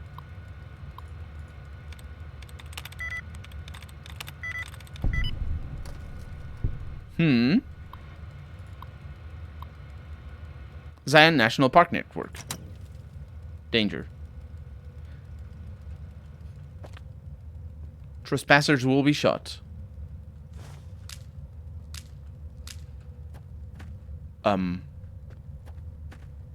Well, unless they hack the computer first. Ooh, what is this? Oh, it's the shotgun that I missed on the way in. Of course. Saw your video promoting tyranny, sellout. I was thinking about that video the other day. That was a weird thing. That was a real weird thing. That Paradox. Was it Paradox? Animal, thank you for the follow. Welcome to the stream. Born Smart, welcome to the stream as well. Plastic skeletons have feelings too. Don't be a bully, Colonel. There was not too much happening. This should be the correct chronology. I hope it is. I think maybe it is. You have been cursed by plastic skeletons. I was thinking the other day, because what happened was that they got in contact with me, and they said they wanted to negotiate a price. Sponsorship. Actually, they specifically talked about sponsorship. And they wanted to negotiate and see what I wanted for making that video, that 1 minute video. Actually, I think they specified that it had to be like 50 seconds or less. About my favorite experience with tyranny. And they specifically asked me... Some odd things about the civilized lands outside Zion. Is there really a giant thunder lizard people live inside? They specifically asked me for my activity. Like, there's this number that you have if you're a business, which I'm not. That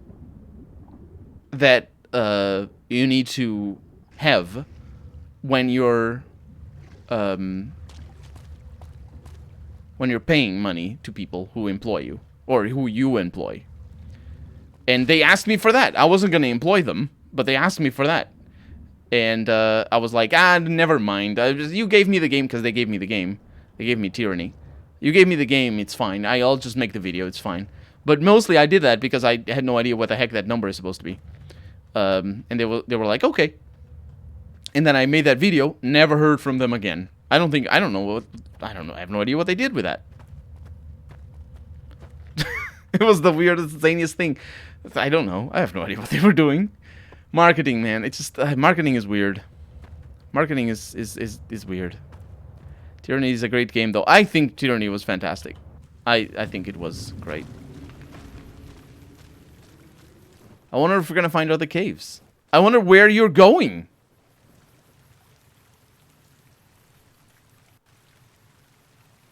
Up the mountain. I don't know what to tell you. At least you're here again, because magic. Are you gonna be sane? My god, it's always raining up in here. It almost makes you wish for a nuclear winter. Link the video. I can't link it right now. This game is weird.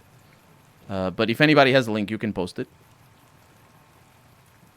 If you look up Tyranny Kernel RPG Y, specifically look up for Y.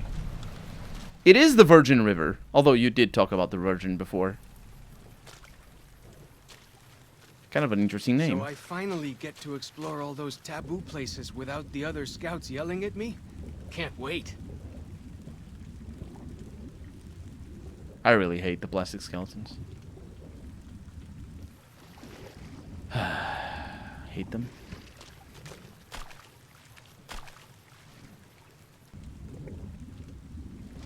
Look at that. A combat knife in here. Chem. Toolbox with nothing. What does that tell? It doesn't tell anything.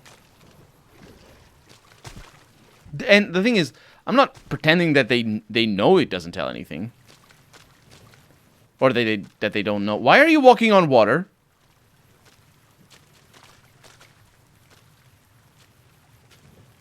It's just that they didn't have time to make anything better. Because it takes a long time to make something that, you know, is better. They just made whatever they could. And it's fair. This is an enormous area for a DLC. I wish it wasn't, because open world. But, you know, it's fine. Praise Jesus!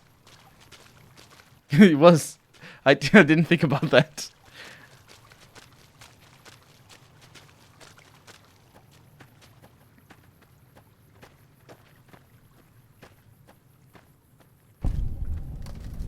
Praise the sun. Red Rapids Docks. Technically, boats still floating after 200 years, mind you. Are these the Red Rapids? Huh. No water physics, though, but still pretty cool. We're sort of going in the wrong direction.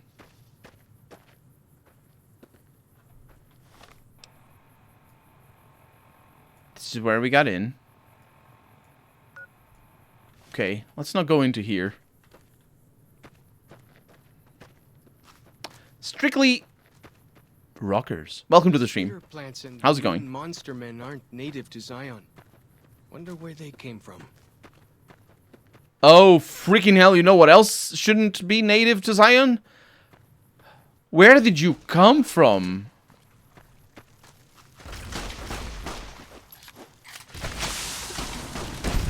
You had to.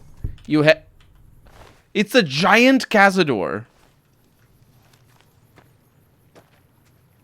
Where did you come from? You weren't here. We don't have normal... We don't have giant Cazadors in the Mojave, right? It's just normal Cazadors.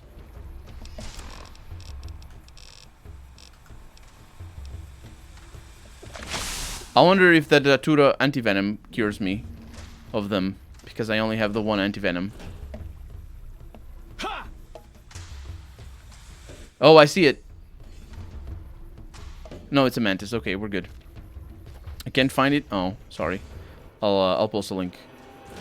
I can give you the name actually. It might be Y. It might not be Y.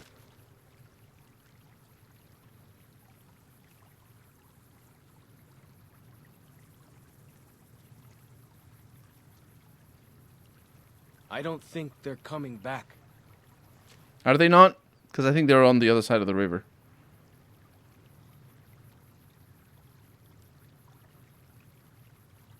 Aw. Man, my thumbnails look so good on mobile. I love it. It looks so good on mobile. Yeah, I can't find that video either. I don't think I Why put do you it... carry all those bottle caps anyway? They jangle like crazy. Yeah, my thumbnails... Thumbnails look so good. I love it. I don't see them on mobile very often. I should have been drinking as well. I watch your RPG series on YouTube a lot. I'm wondering where my slight accent. Thank you for saying it's slight. On my earlier videos, it is very, very thick.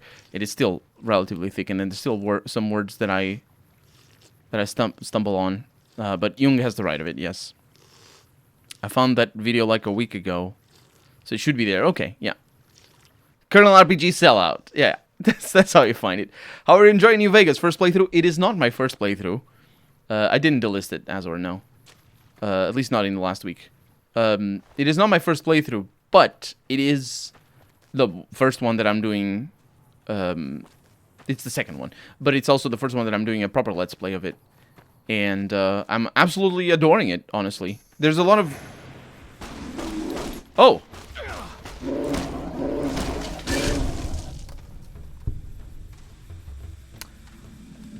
That, what's the name of this?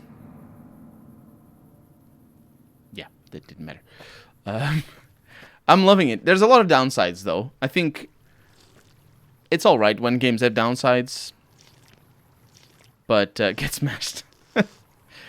It's alright when games have downsides, but I wish it didn't have them. It's not... For me, the biggest problems are the combat. They have to do with the combat. That's like the only problem, really.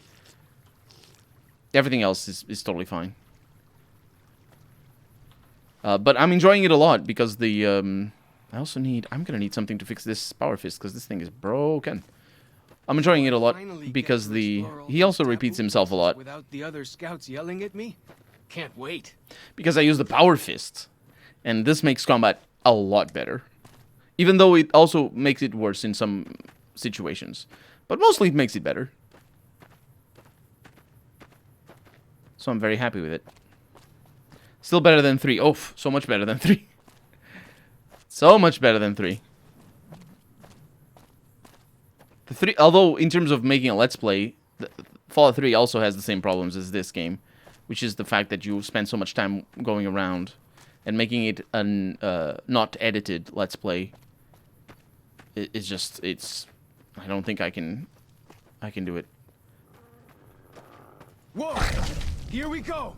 Well, yeah, but the Cazador is the issue. Can you kill it? That Cazador is bigger than normal. It is not, actually. Okay. Now we'll proceed to die. Oh, this bridge is destroyed. What are we dealing with? What are you doing? Oh no, there's another one. I could use some help here. I know. Aw.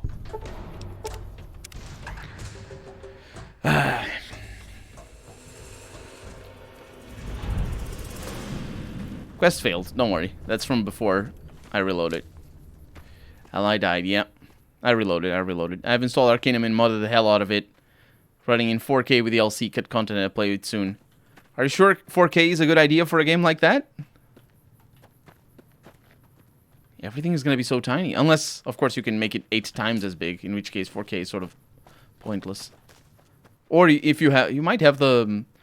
There's probably ways to upscale... that game. There's people on fire on the other side. I wonder who they are. I mean, I know exactly who they are. Oh, no. Oh. This Cazador was killing the dog. I hate that I can't... I was just spamming the punch button. Oh, there's more. Oh, no. Oh, no. Come back, come back, come back, come back. We're safe. Okay, we're not taking damage at the moment. What did we find? We found a bridge. I am taking damage. Let me drink some water. to offset the poison. Also, the title was "This is the most horrible thing I did in Tyranny." That is indeed the title. Thank you, Jung. I forgot about that. That's a weird take. Oh, hi. That's a weird take on the marketing of that game. They didn't know how to market that game properly. It's better to upscale than downgrade it for better quality textures. Bethesda should have contacted you to sell out Fallout 4. I asked them to for a key on Fallout 4. They didn't get me one. Salt upon wounds butchered everyone in New Canaan. I was gonna make a Let's Play of Fallout 4. They weren't gonna like the Let's Play that I was gonna make. Another sentiment needs your help. So I'll let you in on what I'll let you in on what my plan was for Fallout 4 when it came out. It was specifically to play a pacifist playthrough, and I didn't do that, obviously, because I didn't get the game. But I also soon realized that it's impossible to do that in that game. Oh, also, how do I have this much weight? Is it the food? Banana yucca? It might be the food. I have a lot of crap. I think it was a pacifist playthrough that I wanted to do. Because at the time I was looking into, or not looking into, but I was keenly aware of the famous pacifist playthrough of Fallout New Vegas. The one that was done here on Twitch. That's a white legs. No, it is a white legs. With another shish kebab. That's very nice of you. That thing hurts.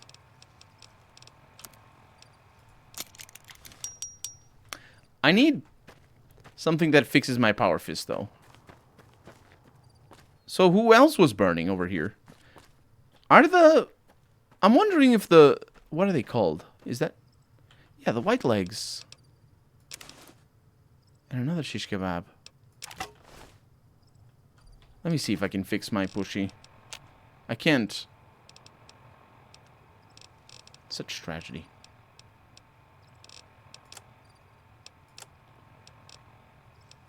Yeah, probably have too much stuff of some stuff around here. Cape fungus, for example. It's a shame.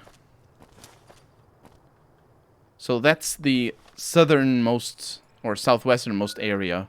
That's the Bend Bridge. Okay, so we have this river taken care of. Let's try to explore this island over here. Because this place is we're gonna have to wait a little bit. Yeah, but I'm wondering if the other guys, the dead horses, I think, if they're actually better at combat than the... Look at these guys! They're just going around killing all the white legs.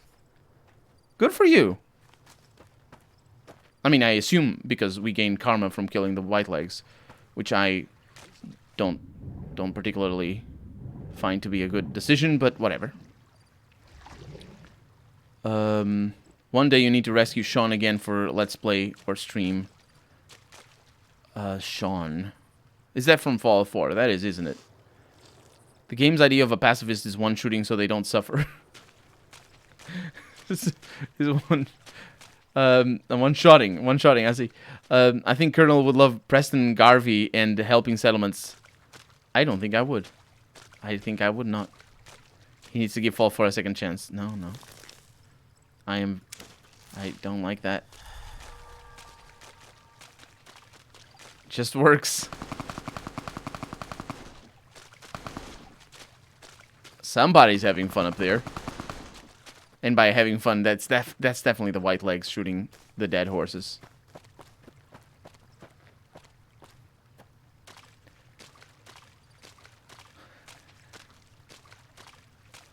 Just going around a lot, trying to make sure we visit everything.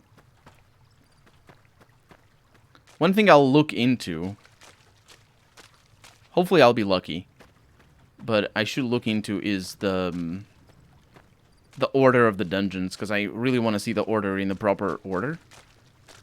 And if I don't, it's gonna be a shame. Also, why did they like? Do you know what I mean? It's like they made the exploration obtuse on purpose. Like, I've been trying to get into this island forever. Oh, now we have super giant scorpions as well. This place is full of these things, isn't it? That giant, I mean, admittedly, the giant scorpion doesn't want to have anything with us.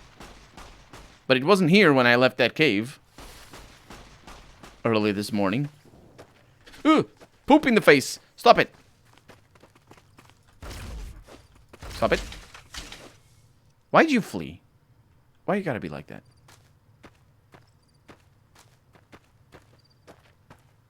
I don't know where the rat scorpion went to.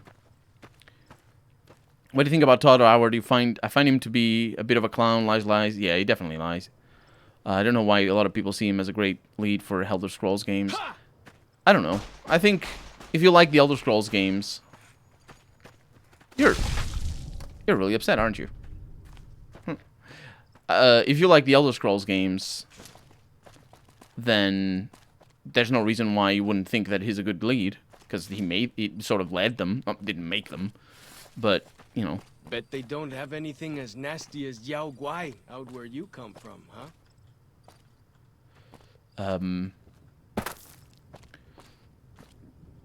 But if you think the Elder Scrolls games could be better, or should be better, I don't know where he's going, then yeah, Todd Howard is definitely to blame, I think. And I think the Elder Scrolls game should be better. Even though I think Skyrim is an improvement in terms of gameplay over Oblivion. I don't know. I think basically those games are made to be as cheap to make as possible. And when I say as cheap, I mean,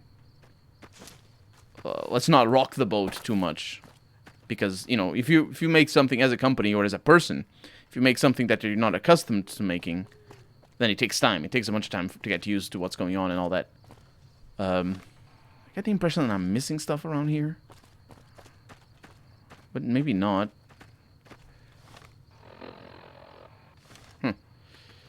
And so basically they make sure that they don't lose money.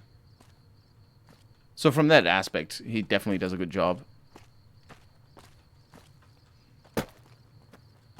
But I don't pay full price for Bethesda games.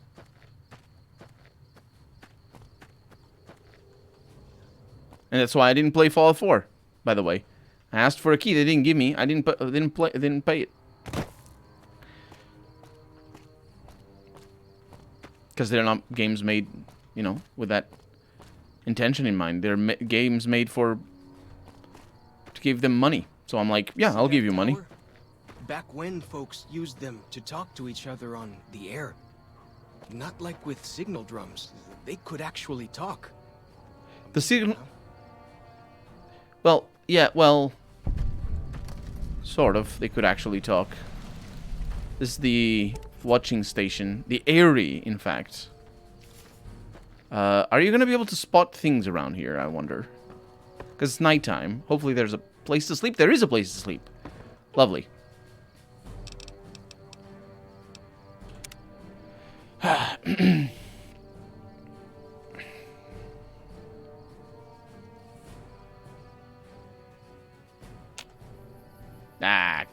Good morning.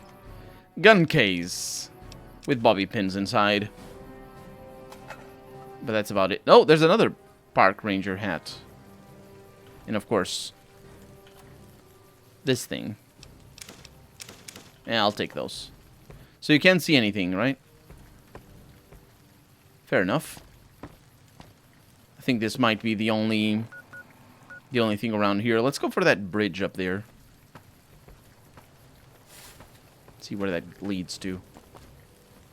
These towers are bigger than the ones in the vanilla game, I think.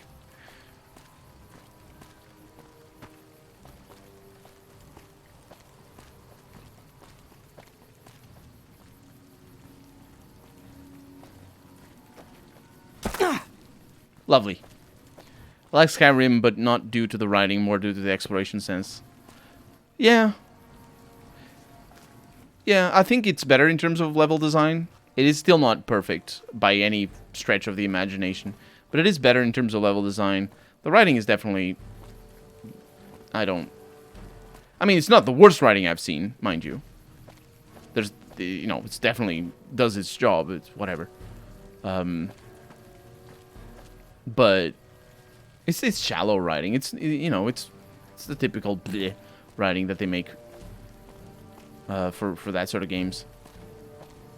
But my biggest the thing that I like about Skyrim has to do with the character system itself. I like that it has the little perk trees for each skill, and I like that it's simplified stats instead of being like strength and perception and endurance and all that sort of stuff. It's just endurance, health, and stamina or whatever, or magicka or whatever. I like that. That's good, because the other system hampered the game too much.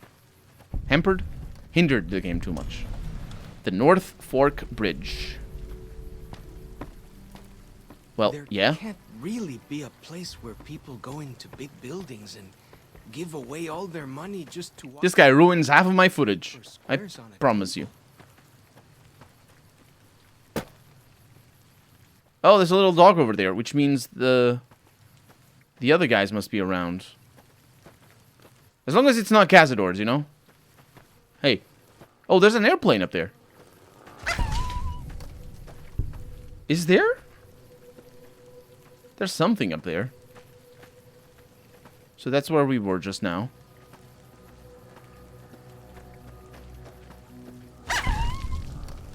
Huh. Yeah, there's some dogs over here.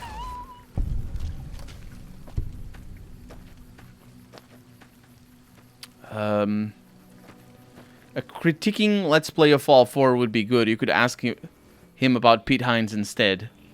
Pete Hines is just a marketing guy. He's the... He doesn't do anything in the game. I mean, apart from what anybody in the company might do. Yeah, there are Cazadors. Please shoot it. Please shoot it. Woo! You made... It... Did they forget to make the chunks of the Cazador bigger? Because that giant Cazador was way too... Oh my god, the Cazador killed all these. That's why you killed the Cazador. The Patriarch's campground. No, I don't need any of this, but... Oh look, plastic skeletons in here. What a surprise. So... Why is it the Patriarch's campground? It's probably a real-life campground, and they just called it whatever the real-life name is. Because, you know, that's normal. Teddy bear. Must be a new one. Oof, I just got a camera thing.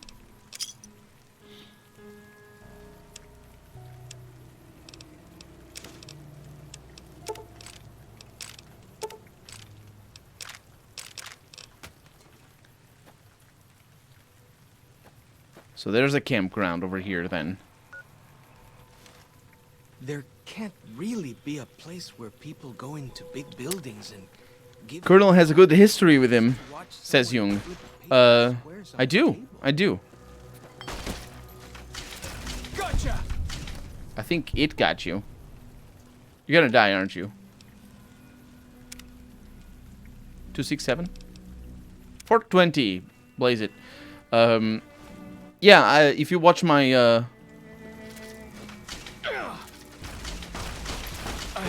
won't last long at this rate.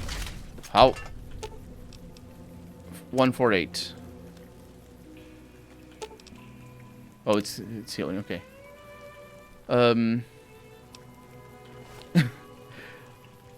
Watch my, latest Dialogue Choices podcast, and you'll hear a story about Pete Hines and me. Although, that might not be the story Jung is talking about. But that's the interesting one. Hey, Wasteland Drifter! Welcome back. How's it going? We're drifting the wasteland ourselves. Ooh. What is this? Oh, it's the toilets. I didn't see that they had signs. Oh, and there's more of them up here. Scenic overlook. What do you suppose that means? It's a joke, man. It's a joke, like, because you see that there's a stone over there, so you can't see anything. But the stone wasn't there before, or some. I don't know. Don't question it. Don't bring attention to it. I really don't understand what that means. So that is a plane up there. I want to go and see it. So down here, I think we've explored everything. Well, there is a passage over there that we didn't take. But let's see about that plane. Drifting in the real world. Tell us all the gossip. You have to watch the podcast. The podcast is about a lot of stuff as well that isn't about Fallout and all that.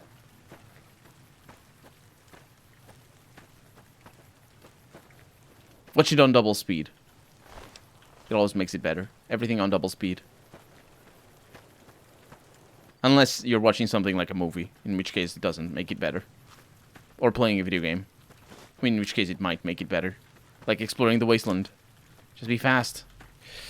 So what are we looking at? I want to look... Oh man, I might not be able to get up there. That might be inaccessible. We do have that marker over there. I don't know.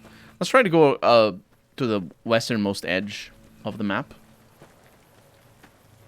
Yeah, that is a dead end. Did you like Dead Money? I did. I didn't... There were things that I didn't like, but there's things that I don't like about every single one of the DLCs. I need to look past them, otherwise...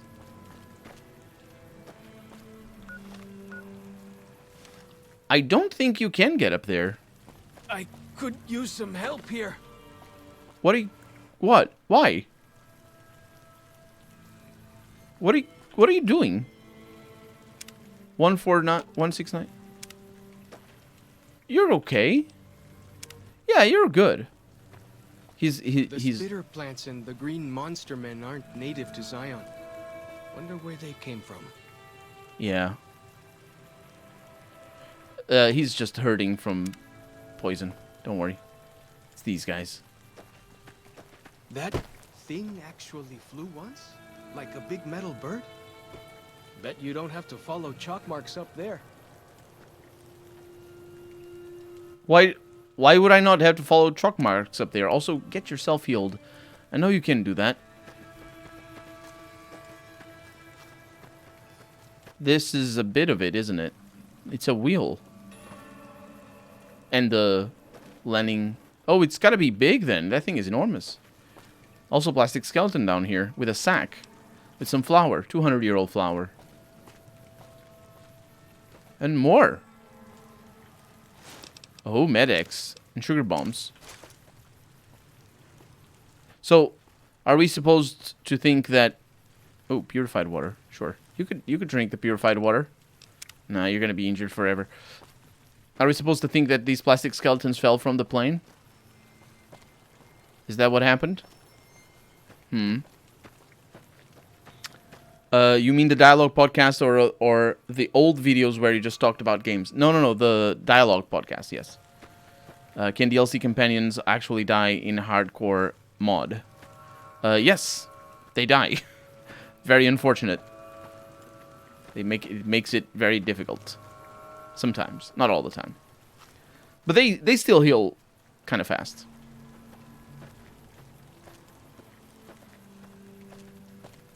I see another. Oh. I'm just now coming to the conclusions here. Morning Glory Cave. You never say anything about these caves, dude. But these are markings. I imagine they're not markings of whoever had the computer. I think they're markings of the people who he saved. So I finally get to explore all those taboo places without the other scouts. coming At in? what point? I don't remember, Jung. I'm sorry. I don't remember. I can... Poop!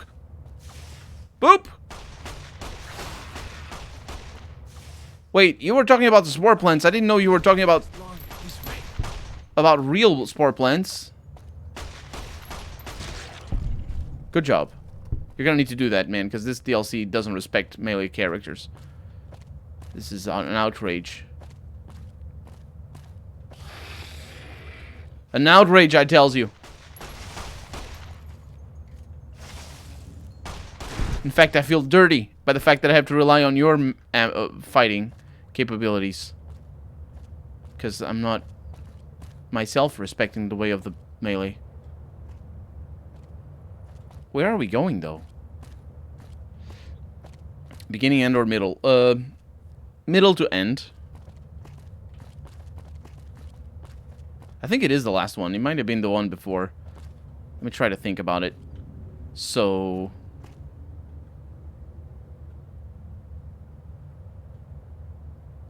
No, it was the last one.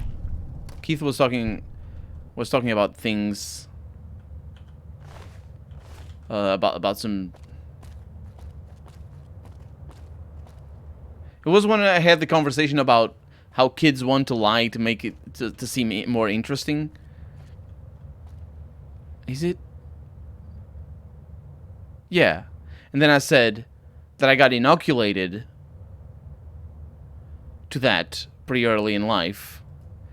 And then I said that I could tell a story where I wouldn't be lying, but nobody would believe me. And that's the story about, that's specifically the story about Pete The Hines. spitter plants and the green monster men aren't native to Zion.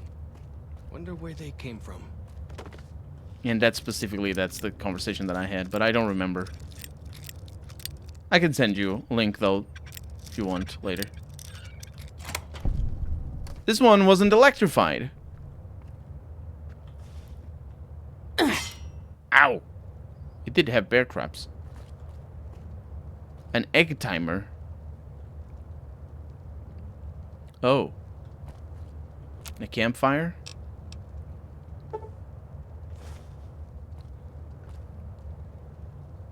Is he losing his technology? Is that why it wasn't electrified? It doesn't look like he's losing much of his technology, although he leaves it all behind. Admittedly, these are probably all of his safe houses that he visits every once in a while.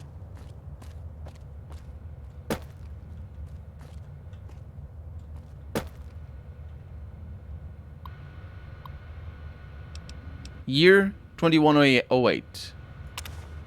August 22nd. 10 sets of tracks, half a mile northeast of Canyon entrance. Barefoot. August 23rd. Saw them through scope. Corpses walking around, finally gone crazy. Dementia, maybe. August 24th. I'm not crazy. They're real. God damn it, they're real. Rushed me the moment they saw me, snarling like animals. They look like corpses, but don't smell rotted. I'll be putting them out of their misery, doing for them what I never could do for myself. September the 3rd. The last of them, all gone. Year 2113. February 5th. Happy birthday to me. Happy birthday to me. Happy birthday, you useless old dinosaur. Happy birthday to me. Happy 60th. What do you get a man who has everything? A bottle of whiskey and a 12-gauge slug through the roof of the mouth. Woo. Come now. What do I have to do to prove to myself that I've lived long enough? I'm a shriveled old man. White beard. Seen enough sunrises and sunsets. Saw the big sunset. Been hanging on through the long nights, or night, 36 years now. Ridiculous. Not kidding myself into thinking there's anything on the other side of this. Fine. Things weren't so bad before I was born. Char and Alex, Sylvie and Michael who could have been. Thoughts of the beloved dead before dying. Goodbye, Zion. February 6th. Fucking didn't do it. Coward as usual. Maybe 2 bottles next year. 10 years later... April 25th. 24 of them. Half boys, half girls. Youngest is 8, maybe. Oldest 13 to 14. Dirty and scrawny. Been on foot for a long time. Children's crusade. Struck camp on nearly the same spot as Los Mexicanos. 30 years and a lifetime ago. I've spent 2 nights listening to them. English, literate. One of them reads stories while the little ones fall asleep. They escaped some place they call the school, but can't figure out where it was. When they want a little one to behave, they tell him to stop or the principal will get you. Principal better not show up or I'll blow his goddamn head off. I can still shoot straight. And this was 10 years after that. That was a very somber tone for what could possibly have been the last one. And then, nah, I'm just gonna kill the whoever is mistreating these kids. Huh. I don't think that's the last we'll hear of him. Is Pete Hines still working for Bethesda or ZeniMax? Yeah. Specifically Bethesda, I think. Colonel likes to keep us in suspense. How do I know if it's Keith or Andrew? Don't watch their stuff. That's a good question. They sometimes say their names. But it's easy to tell. Their voices are very different. Currently, but that's a good question. It's just, you know, rubbish podcasts with very little time put into them, apart from recording the podcast, and not much else. So sacrifices must be made, like being able to tell who the hell is talking. Currently at a point in which you talk about microtransactions and such. Oh.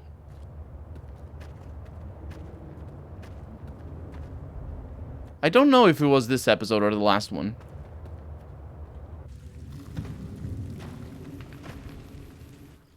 If you don't want to look into it, you can. I can send you a link later. Don't worry about it.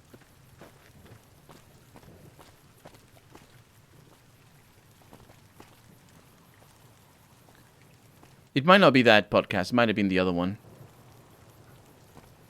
It all blurs in my head, as you might imagine. And it has been a week. In fact, tomorrow by this time I'll be finishing. We'll be finishing. Did you talk to Graham? I did. Yes. You better hope it's the one because it's 3 hours long. I know, Jung. That's why I'm saying if you don't want to watch it, I can help you out. But yeah, don't fret about it. That's the main island. Well, I say the main island, but really the island in the middle. It's not. Is it the island that I have things in? But again, as long as it's not Cazador's. My dehydration level has increased. Oh, hi! You killed a dead horse, warrior. Sneak armor. Hey, do you want armor? Well then, let's get to trading. First time? Oh, you don't want to wear it? Well then, let's get to trading. He does wear it. I forget that you can carry my stuff for me. But I don't need to. Rad's dash dash? Has that happened before? It always says Rad's 0, right? Am I mistaken on that? Is this river special?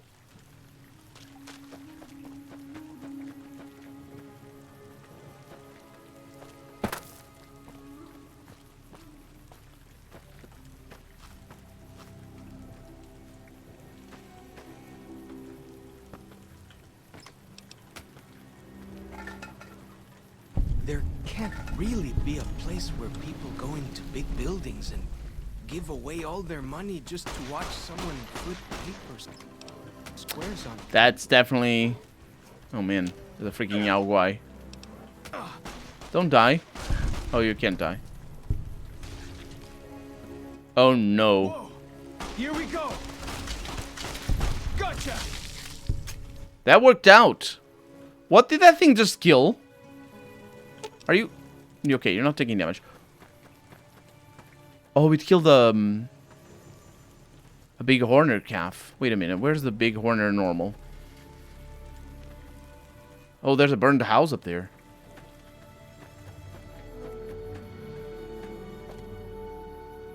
And one would think it burned recently because the floor is still all burned up, and also the trees. But for all we know, It's a 200-year-old burned house. Just like the rest of the houses, because they all burned. Apart from the letters of the plastic skeletons. Those survive.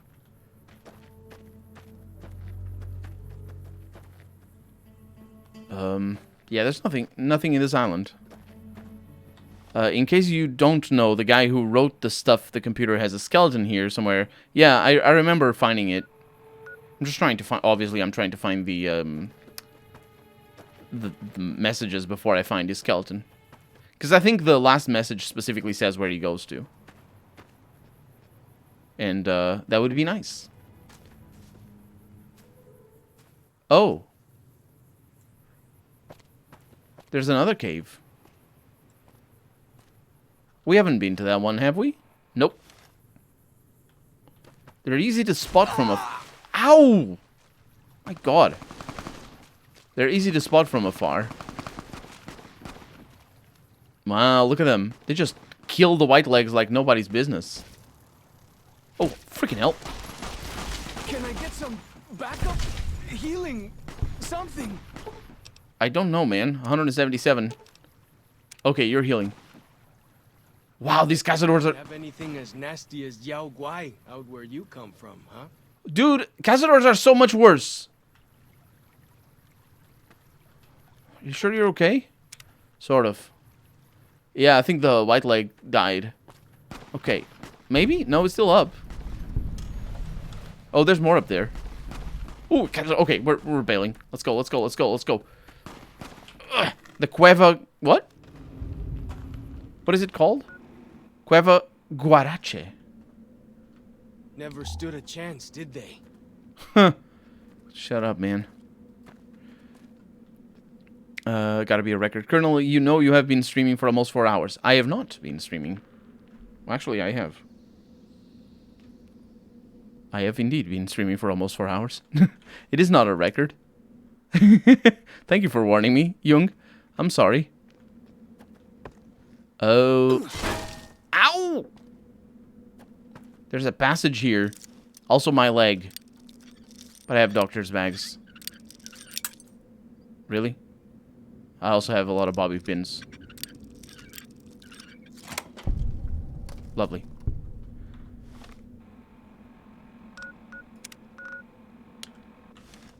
Okay. Wow, this place looks a lot better than the other ones.